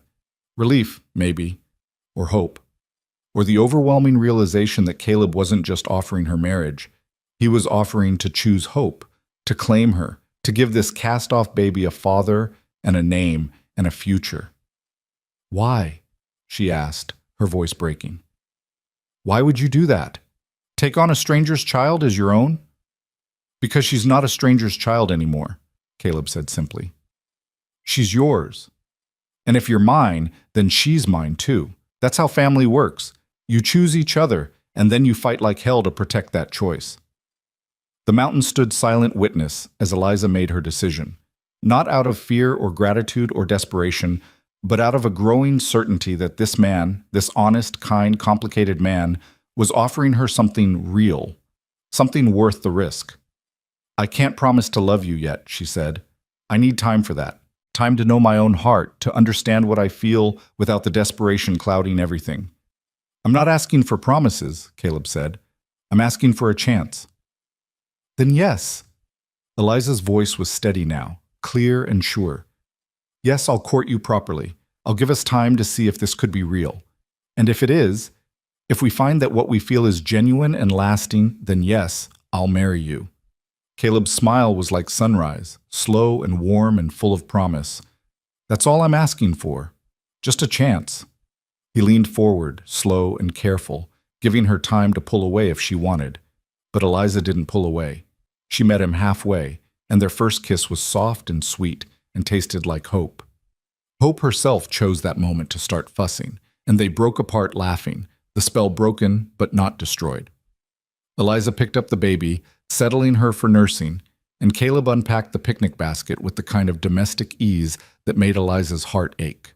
They spent the afternoon talking, really talking, sharing stories from their childhoods, their dreams for the future, their fears and hopes and secret wishes. Caleb told her about his sisters, about learning to run a ranch at 16, about the loneliness of the past few years. Eliza told him about her mother, about the suffocating propriety of her father's house, about the moment she'd chosen hope over everything she'd ever known. And slowly, gradually, Eliza felt something growing between them. Not the desperate gratitude of the drowning, but something more solid and real. Trust, understanding, the beginning of genuine affection. As the sun began to set and they packed up to ride back to the ranch, Caleb helped Eliza mount the horse, his hand steady on her waist. Before releasing her, he looked up and said, "Thank you for giving me a chance. I won't waste it." "Thank you for seeing me," Eliza replied. Really seeing me, not just my circumstances or my mistakes or my desperate need. Thank you for seeing the person I'm trying to be. The ride back was quiet, comfortable, with Hope dozing against Eliza's chest and Caleb's solid warmth at her back. When they reached the ranch, several of the hands were gathered near the barn, and Pete gave them a knowing smile that made Eliza blush. That night, alone in her room with Hope sleeping peacefully beside her, Eliza allowed herself to imagine a future she'd thought was lost forever. A future with a husband who respected her, a daughter who would grow up loved and chosen, a home built on partnership instead of obligation. It wasn't the future she'd planned.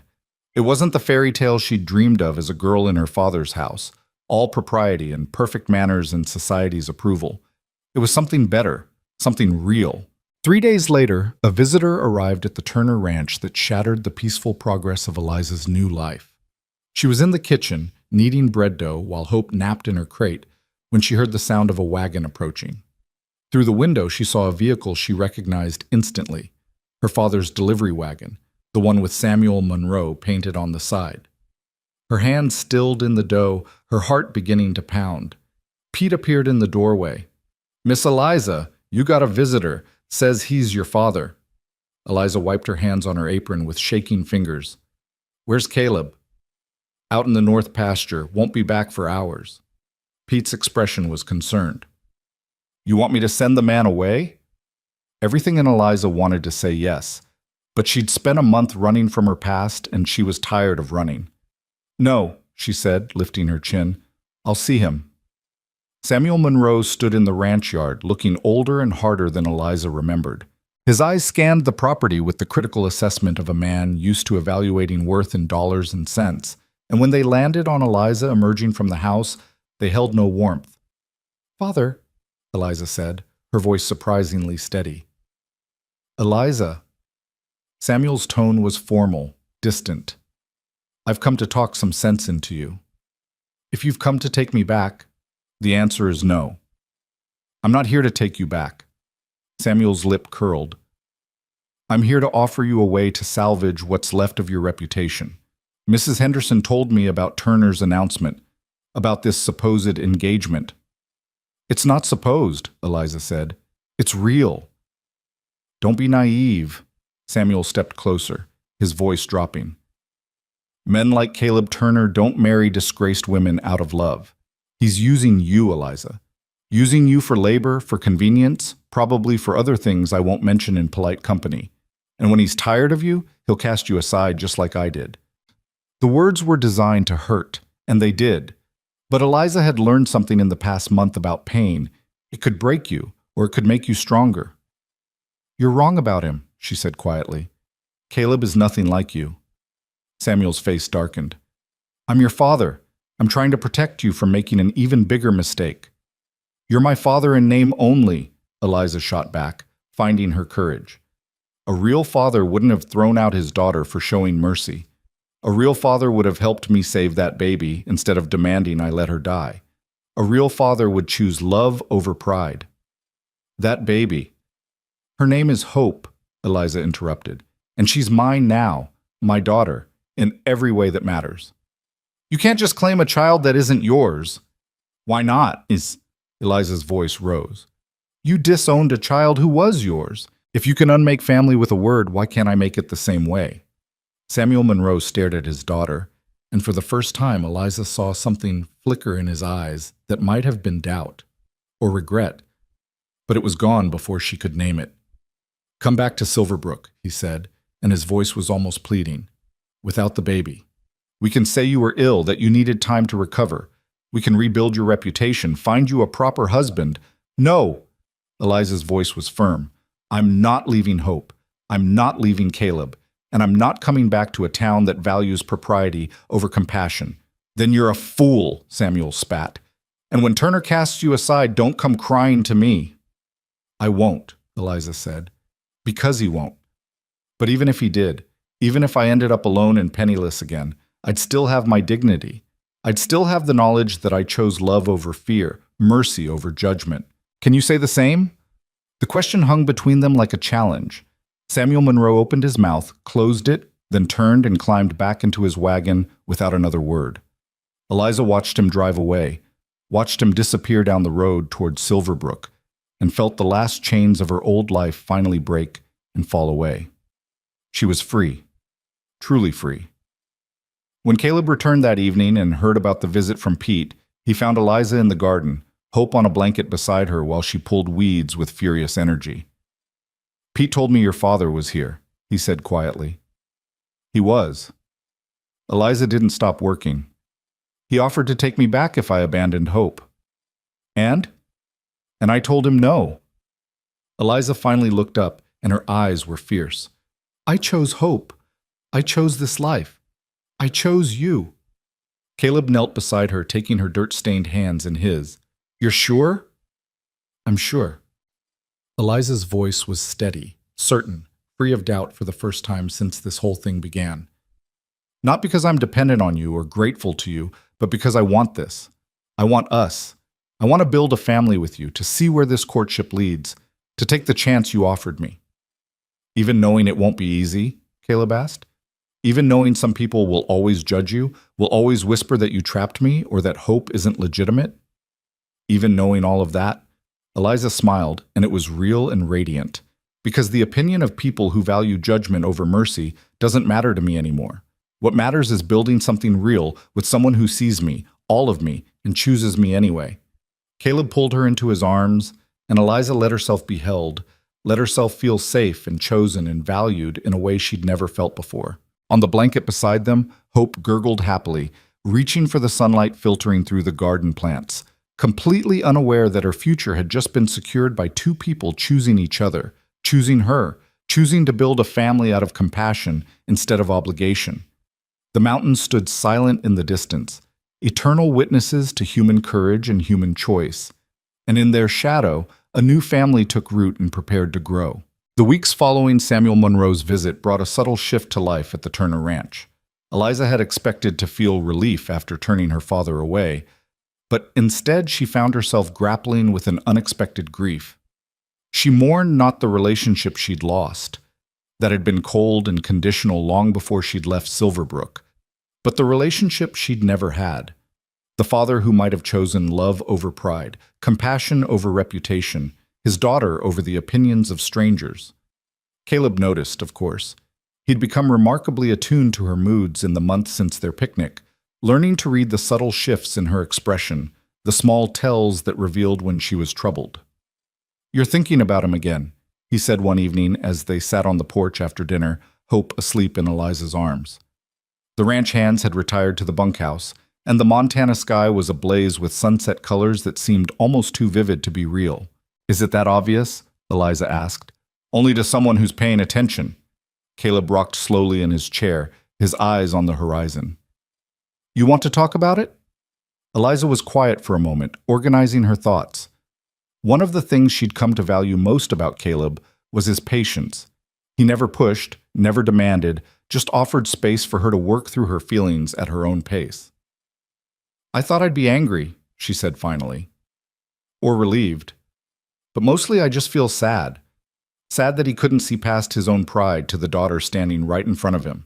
Sad that he'd rather lose me completely than accept that I made a different choice than the one he wanted." "Some people can't separate love from control," Caleb said quietly. "They think if they're not dictating every decision, they're not fulfilling their role. My father was like that for a while after my mother died. Tried to manage every aspect of our lives because he thought that's what keeping us safe meant. It took my oldest sister running off to Denver before he realized he was pushing us away instead of protecting us." "What changed?" "She came back," Caleb said with a small smile. "Showed up 6 months later with a husband we'd never met and told my father he could either accept her choice or lose her forever. He chose acceptance. Wasn't easy for him. And he still struggles with not trying to control everything, but he learned that sometimes love means letting go." "Do you think my father will ever learn that?" Eliza asked, though she already knew the answer. "I don't know," Caleb said honestly. "Some people do, some don't. But here's what I do know. You can't wait for him to change before you allow yourself to move forward. You can't put your happiness on hold hoping he'll come around." "I'm not," Eliza protested, then paused. "Am I?" Caleb reached over and took her free hand, his thumb tracing circles on her palm in a gesture that had become familiar and comforting. I think part of you is still waiting for permission that you don't need and won't get. Permission to be happy, to build a new life, to let yourself love and be loved without guilt. The word struck something deep inside Eliza's chest. "You're right," she whispered. "I've been so focused on proving I made the right choice that I haven't actually let myself enjoy the life I chose." "So start enjoying it," Caleb said simply. "Start believing that you deserve good things, not because you've suffered enough to earn them, but because you're a good person who made a brave choice and deserves happiness." Eliza looked down at Hope, whose face was peaceful in sleep, then up at Caleb, whose expression was open and honest and full of a quiet affection that made her heart ache in the best possible way. "I think I'm falling in love with you," she said, the words escaping before she could think better of them. Caleb's hand tightened on hers. "You think?" "I know," Eliza corrected, finding her courage. "I know I'm falling in love with you, and it terrifies me, but it also feels right in a way nothing else has in a very long time." "Can I tell you something?" Caleb's voice was rough with emotion. "I stopped falling weeks ago. I'm already there, Eliza. Completely, utterly in love with you, and this little girl, and the life we're building together." Eliza felt tears stream down her face, but they were good tears, healing tears, the kind that washed away old pain and made room for new joy. "Then I think we should set a date." "A date?" Caleb's eyes widened. "For the wedding." Eliza smiled through her tears. "Unless you've changed your mind about wanting to marry me?" "Not a chance." Caleb stood and pulled her gently to her feet, careful of Hope sleeping between them. "I'd marry you tomorrow if you'd have me." "Let's give it a month," Eliza said. "Give people time to get used to the idea. Give us time to plan something small but meaningful. And give me time to make a proper dress." "A month," Caleb agreed, "though I'd wait a year if that's what you needed." "A month is perfect." Eliza leaned forward and kissed him, soft and sweet, a promise of the future they were choosing together. The next 4 weeks were a whirlwind of preparation and growing anticipation. Word spread quickly through the territory that Caleb Turner and Eliza Monroe were actually going through with the wedding, and the response was mixed but ultimately favorable. The neighboring ranchers, who'd seen Eliza's work ethic and character firsthand, were supportive. Their wives, won over by her cooking at various gatherings and her obvious devotion to Hope, began including her in their social circles. Even some of the people from Silverbrook who'd initially shunned her began to soften, recognizing that perhaps they'd been too quick to judge. But not everyone approved. Mrs. Henderson continued her campaign of disapproval, and a handful of the more rigidly proper families made it clear they wanted nothing to do with a woman who'd disgraced herself. Eliza learned to hold her head high and ignore the whispers, learned to value the opinions of people who actually knew her over those who only knew rumors. Hope was thriving, growing stronger and more alert every day. At 3 months old, she'd begun smiling regularly, her face lighting up whenever Eliza or Caleb came into view. The ranch hands had taken to calling her Little Hope and competed for her attention, hardened cowboys turning to mush at the sight of her toothless grins. Pete, in particular, had become a devoted guardian. "She reminds me of my youngest," he told Eliza one afternoon while watching Hope play with her toes. "Same spirit, same determination. That little girl's going to be something special." "She already is," Eliza had replied, her heart full. The wedding dress came together slowly, sewn in stolen hours between cooking and cleaning and caring for Hope. It wasn't fancy. Eliza had neither the money nor the desire for elaborate lace and beading, but it was beautiful in its simplicity. Soft ivory cotton with a fitted bodice and full skirt, embroidered at the hem with a delicate pattern of wildflowers that one of the neighbor women had taught her. "You look beautiful," Caleb told her 3 days before the wedding, catching a glimpse of her trying on the nearly finished dress. "Hope's a lucky girl to have such a lovely mother." "Hope's the one who brought us together," Eliza said, adjusting the waist seam. "I like to think she knew what she was doing from the start." "A matchmaking infant," Caleb teased. "That's a new one." They decided to hold the wedding at the ranch, with Pastor Williams officiating despite his initial discomfort with the circumstances. Caleb had made it clear that the pastor could either perform the ceremony or explain to his congregation why he'd refused to bless a union built on compassion and mutual respect. The pastor had chosen the former. The morning of the wedding dawned clear and golden, the kind of perfect autumn day that Montana specialized in. Eliza woke early, her stomach a tangle of nerves and excitement, and found Hope already awake, cooing softly in her crate. "Good morning, sweet girl," Eliza whispered, lifting the baby into her arms. "Today's a big day. Today you're getting a father who's going to love you and protect you and teach you to ride horses and probably spoil you terribly." Hope responded by grabbing a handful of Eliza's hair and pulling enthusiastically. "I'll take that as approval," Eliza laughed. The ceremony was set for mid-afternoon, giving Eliza time to prepare breakfast for the hands, put the finishing touches on the wedding meal, and get herself and Hope ready. Several of the neighbor women arrived early to help, bustling around the kitchen with casseroles and pies, offering advice and encouragement in equal measure. "I knew from the moment I saw you that you were perfect for Caleb," Mrs. Patterson from the neighboring Double Creek Ranch told Eliza as she helped her into the wedding dress. "He needed someone with backbone, someone who wouldn't just go along with whatever he said. My Harold's the same way. They're better men when they have strong women beside them." "I don't know about strong," Eliza demurred, struggling with the tiny buttons at her wrist. "Nonsense. You walked away from everything you knew to save a baby's life, then survived alone for weeks with nothing but determination and grit. If that's not strength, I don't know what is." Mrs. Patterson finished the last button and stepped back. "There. Absolutely lovely." Eliza looked at herself in the small mirror above her dresser and barely recognized the woman staring back. She looked happy, healthy, hopeful. So different from the gaunt, terrified girl who'd stumbled into this ranch 2 months ago.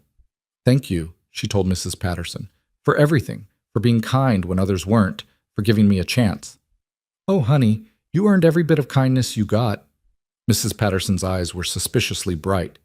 "Now let's get you married before that groom of yours wears a hole in the porch from pacing." The ceremony took place in the garden behind the main house, where Eliza had spent so many hours pulling weeds and planning for a future she'd barely dared to hope for. Chairs had been arranged in neat rows, and the turnout was better than Eliza had expected. At least 30 people, including most of the ranch hands, several neighboring families, and even a few faces from Silverbrook who'd apparently decided that supporting the wedding was worth risking Mrs. Henderson's disapproval. Caleb stood at the front with Pastor Williams, wearing his best suit and looking nervous and happy, and so handsome that Eliza's breath caught in her throat. When he saw her walking toward him, Hope in her arms because there was no one else she'd trust to hold the baby during the ceremony, his expression transformed into something that made Eliza's eyes fill with tears, pure, unguarded love. The ceremony itself was simple but meaningful. Pastor Williams spoke about the nature of family, about how it's built not just on blood but on choice and commitment and daily acts of love. He talked about the courage it takes to build something new from broken pieces, about the strength required to choose compassion over convenience. When it came time for the vows, Caleb took Eliza's free hand, the one not supporting Hope, and spoke clearly enough for everyone to hear. "Eliza, I promise to honor you, respect you, and stand beside you in whatever comes. I promise to be a father to Hope in every way that matters, to love her as my own, to protect her and guide her and give her every opportunity to become the remarkable woman I know she'll be. I promise to build a home with you founded on honesty and partnership, where we make decisions together and face challenges as a team. I promise to see you, really see you, for the rest of my life." Eliza was crying now, but she managed to speak her own vows through the tears. "Caleb, I promise to be your partner, your equal, your companion in building the life we've dreamed of. I promise to work beside you, to support you, to challenge you when you need challenging and comfort you when you need comfort. I promise to trust you with Hope's future, to welcome you as her father, to build a family with you based on choice and love instead of obligation. I promise to let myself be happy, to stop waiting for permission I don't need, and to believe that we deserve the good things we're creating together." "By the power vested in me," Pastor Williams said, his voice warm with approval, "I now pronounce you husband and wife. Caleb, you may kiss your bride." The kiss was gentle and brief, appropriate for the audience watching, but it held the promise of deeper affection to come. When they broke apart, Hope, who'd been remarkably patient through the entire ceremony, let out a loud, delighted squeal that made everyone laugh. I think she approves, Caleb said, grinning. She better, Eliza replied. This was all her idea. The celebration that followed was joyous and sincere. The wedding meal was abundant, the conversation lively, and the atmosphere warm with genuine happiness for the new family. Pete made a toast that had everyone laughing and several people crying, thanking Eliza for bringing life back to the Turner Ranch and Caleb for having the sense to recognize a good thing when he saw it. As the sun began to set and the guests started to depart, each one stopped to offer congratulations and well wishes. Even some of the people who'd been skeptical at first seemed genuinely moved by what they'd witnessed. Not a marriage of convenience or desperation, but a real partnership built on mutual respect and growing love. The last guest to leave was the biggest surprise.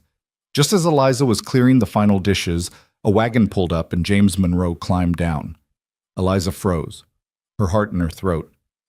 Her brother was 16 now, nearly a man, but his face still held the softness of youth. He looked nervous and determined in equal measure. "James," she breathed, "what are you doing here?" "I had to come," he said, his voice cracking slightly. "I had to see you to tell you." He stopped, swallowed hard, then continued. "Father was wrong. What he did to you was wrong, and I'm sorry I didn't stand up for you. Sorry I let him send you away without fighting for you." Eliza set down the dishes and walked toward her brother, tears streaming down her face. "You were just a boy. It wasn't your responsibility to fight my battles." "Maybe not, but I should have tried." James pulled something from his coat pocket, a small wooden box. "This was Mother's. Father won't miss it, and I thought you should have it. For your daughter." Eliza opened the box with shaking hands. Inside was their mother's cameo brooch, the one she'd worn every Sunday, the one Eliza had loved as a child. "James," she whispered, "I can't take this. If Father finds out—" "Let him find out." James's voice was fierce now, reminding Eliza of herself. "I'm not going to be like him, Lizzie. I'm not going to value reputation over people or pride over family. When I have a family of my own, someday I'm going to choose them. Every time. The way you chose Hope." Eliza pulled her brother into a fierce hug, and for a long moment they just held each other, bridging the gap that Samuel Monroe had tried to create between them. "Does Thomas know you're here?" Eliza asked when they finally pulled apart. "He wanted to come, but he's too young. Father watches him too closely." James wiped his eyes roughly. "But he sends his love. And he made me promise to tell you that he misses you, and he thinks Hope is lucky to have you as a mother." "Tell him I miss him too," Eliza said. "And tell him that when he's older, when he can make his own choices, he'll always have a place here with us." "I will." James looked past her to where Caleb stood on the porch with Hope, giving them privacy but staying close enough to offer support if needed. "Is he good to you?" "Better than good," Eliza said. "He's kind and honest, and he sees me as a partner, not a possession. He's everything Father isn't." James nodded, satisfied. "Then I'm glad for you, Lizzie. Truly glad."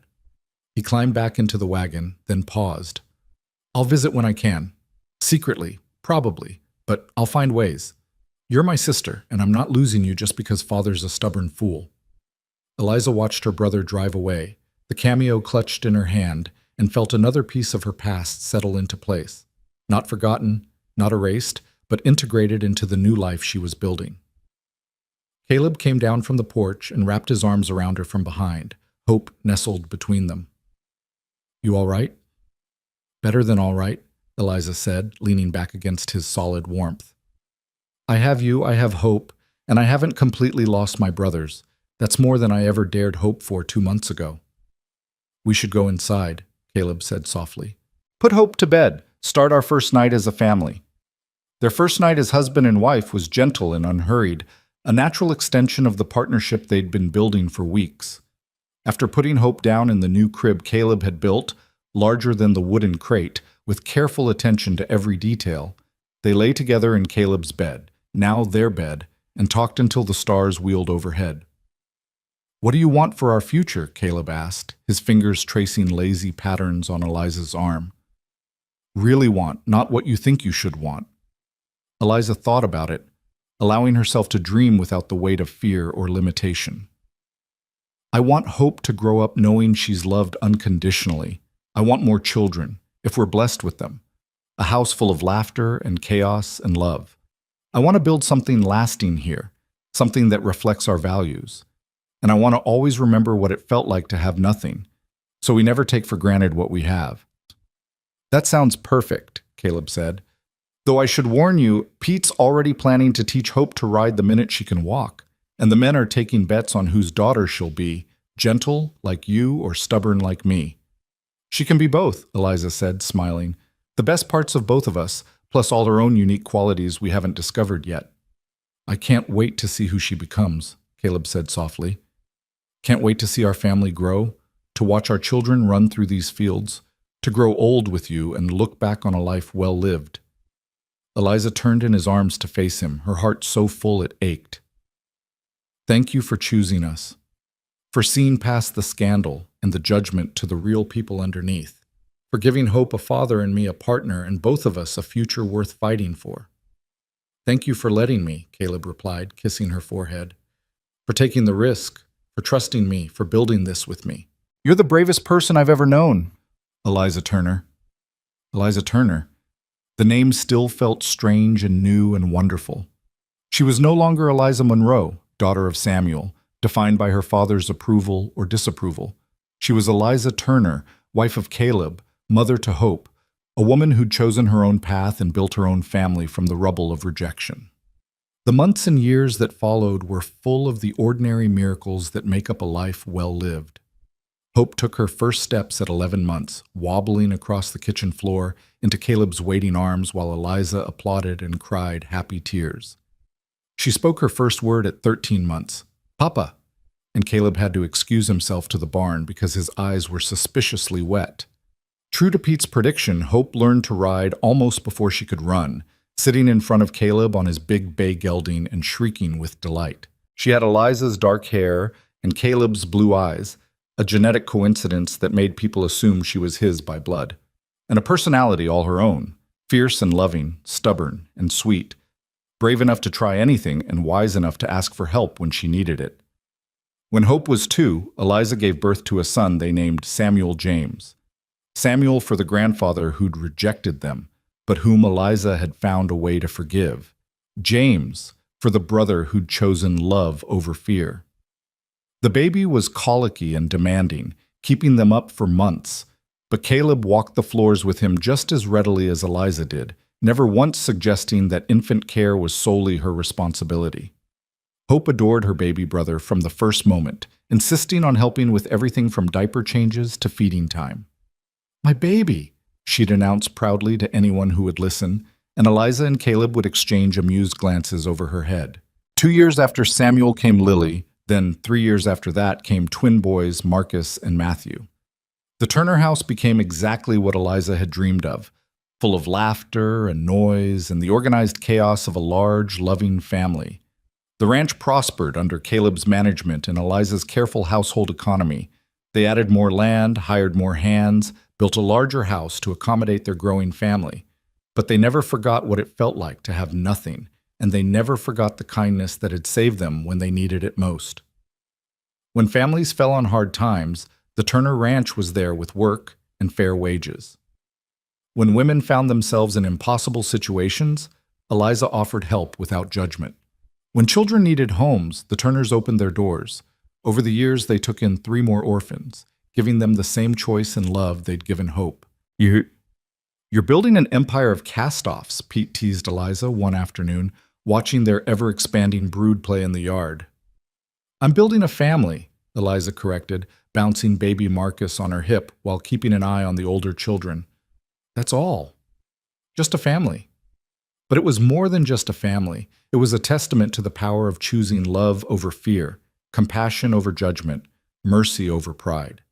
It was proof that the worst moments of your life could become the foundation for something beautiful if you had the courage to rebuild.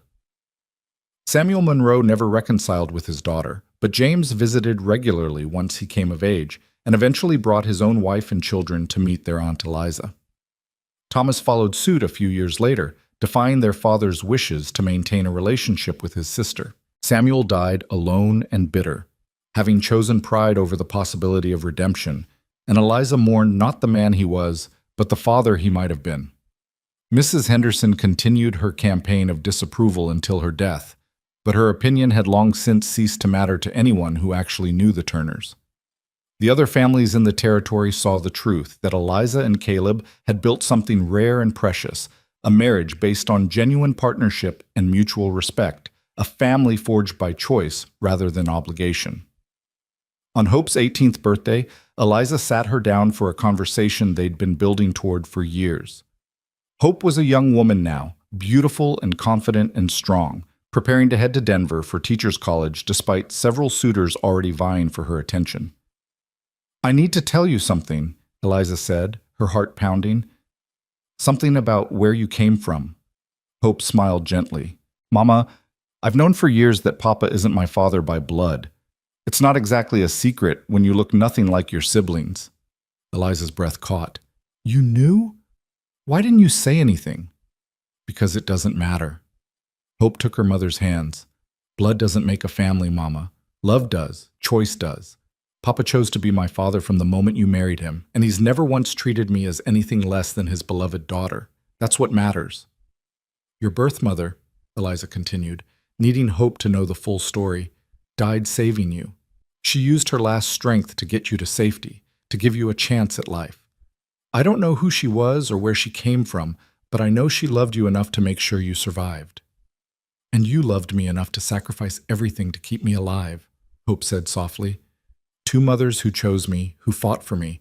I'm the luckiest girl in the world." Eliza pulled her daughter, her first daughter, her brave, beautiful Hope, into a fierce embrace and felt the last piece of her past finally heal. The choice she'd made that rainy April morning had cost her everything she'd known, but it had given her everything that mattered. Years later, when Eliza was gray-haired and watching her grandchildren play in the same yard where her own children had played, Caleb sat beside her on the porch and took her hand. "Do you ever regret it?" he asked.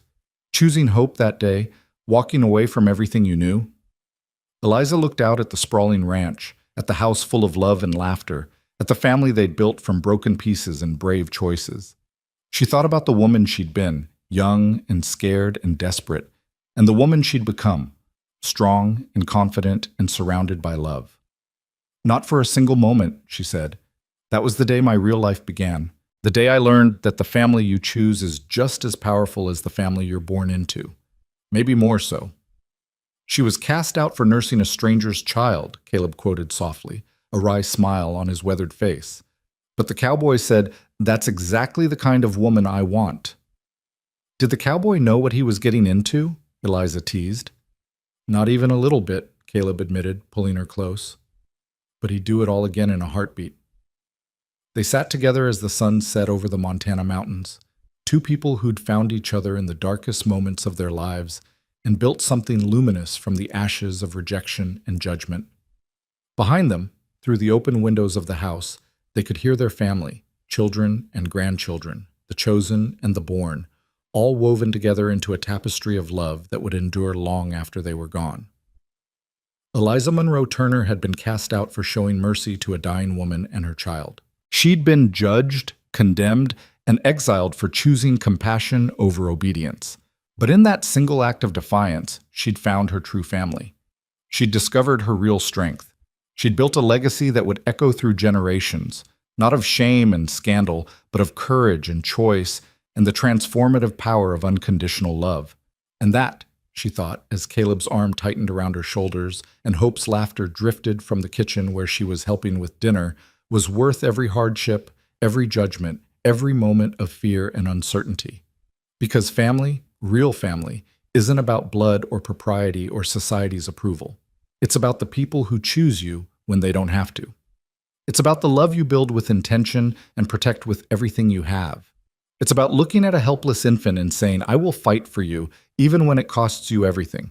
It's about a cowboy who sees a woman nursing a stranger's child and thinks not disgrace, but exactly the kind of woman I want. And it's about two people and a baby building something beautiful from nothing, proving that sometimes the best families are the ones we choose for ourselves. The Turner Ranch stood solid against the Montana sky, a testament to courage and compassion, to love, chosen over fear, to the remarkable truth that sometimes being cast out is the first step toward being truly found.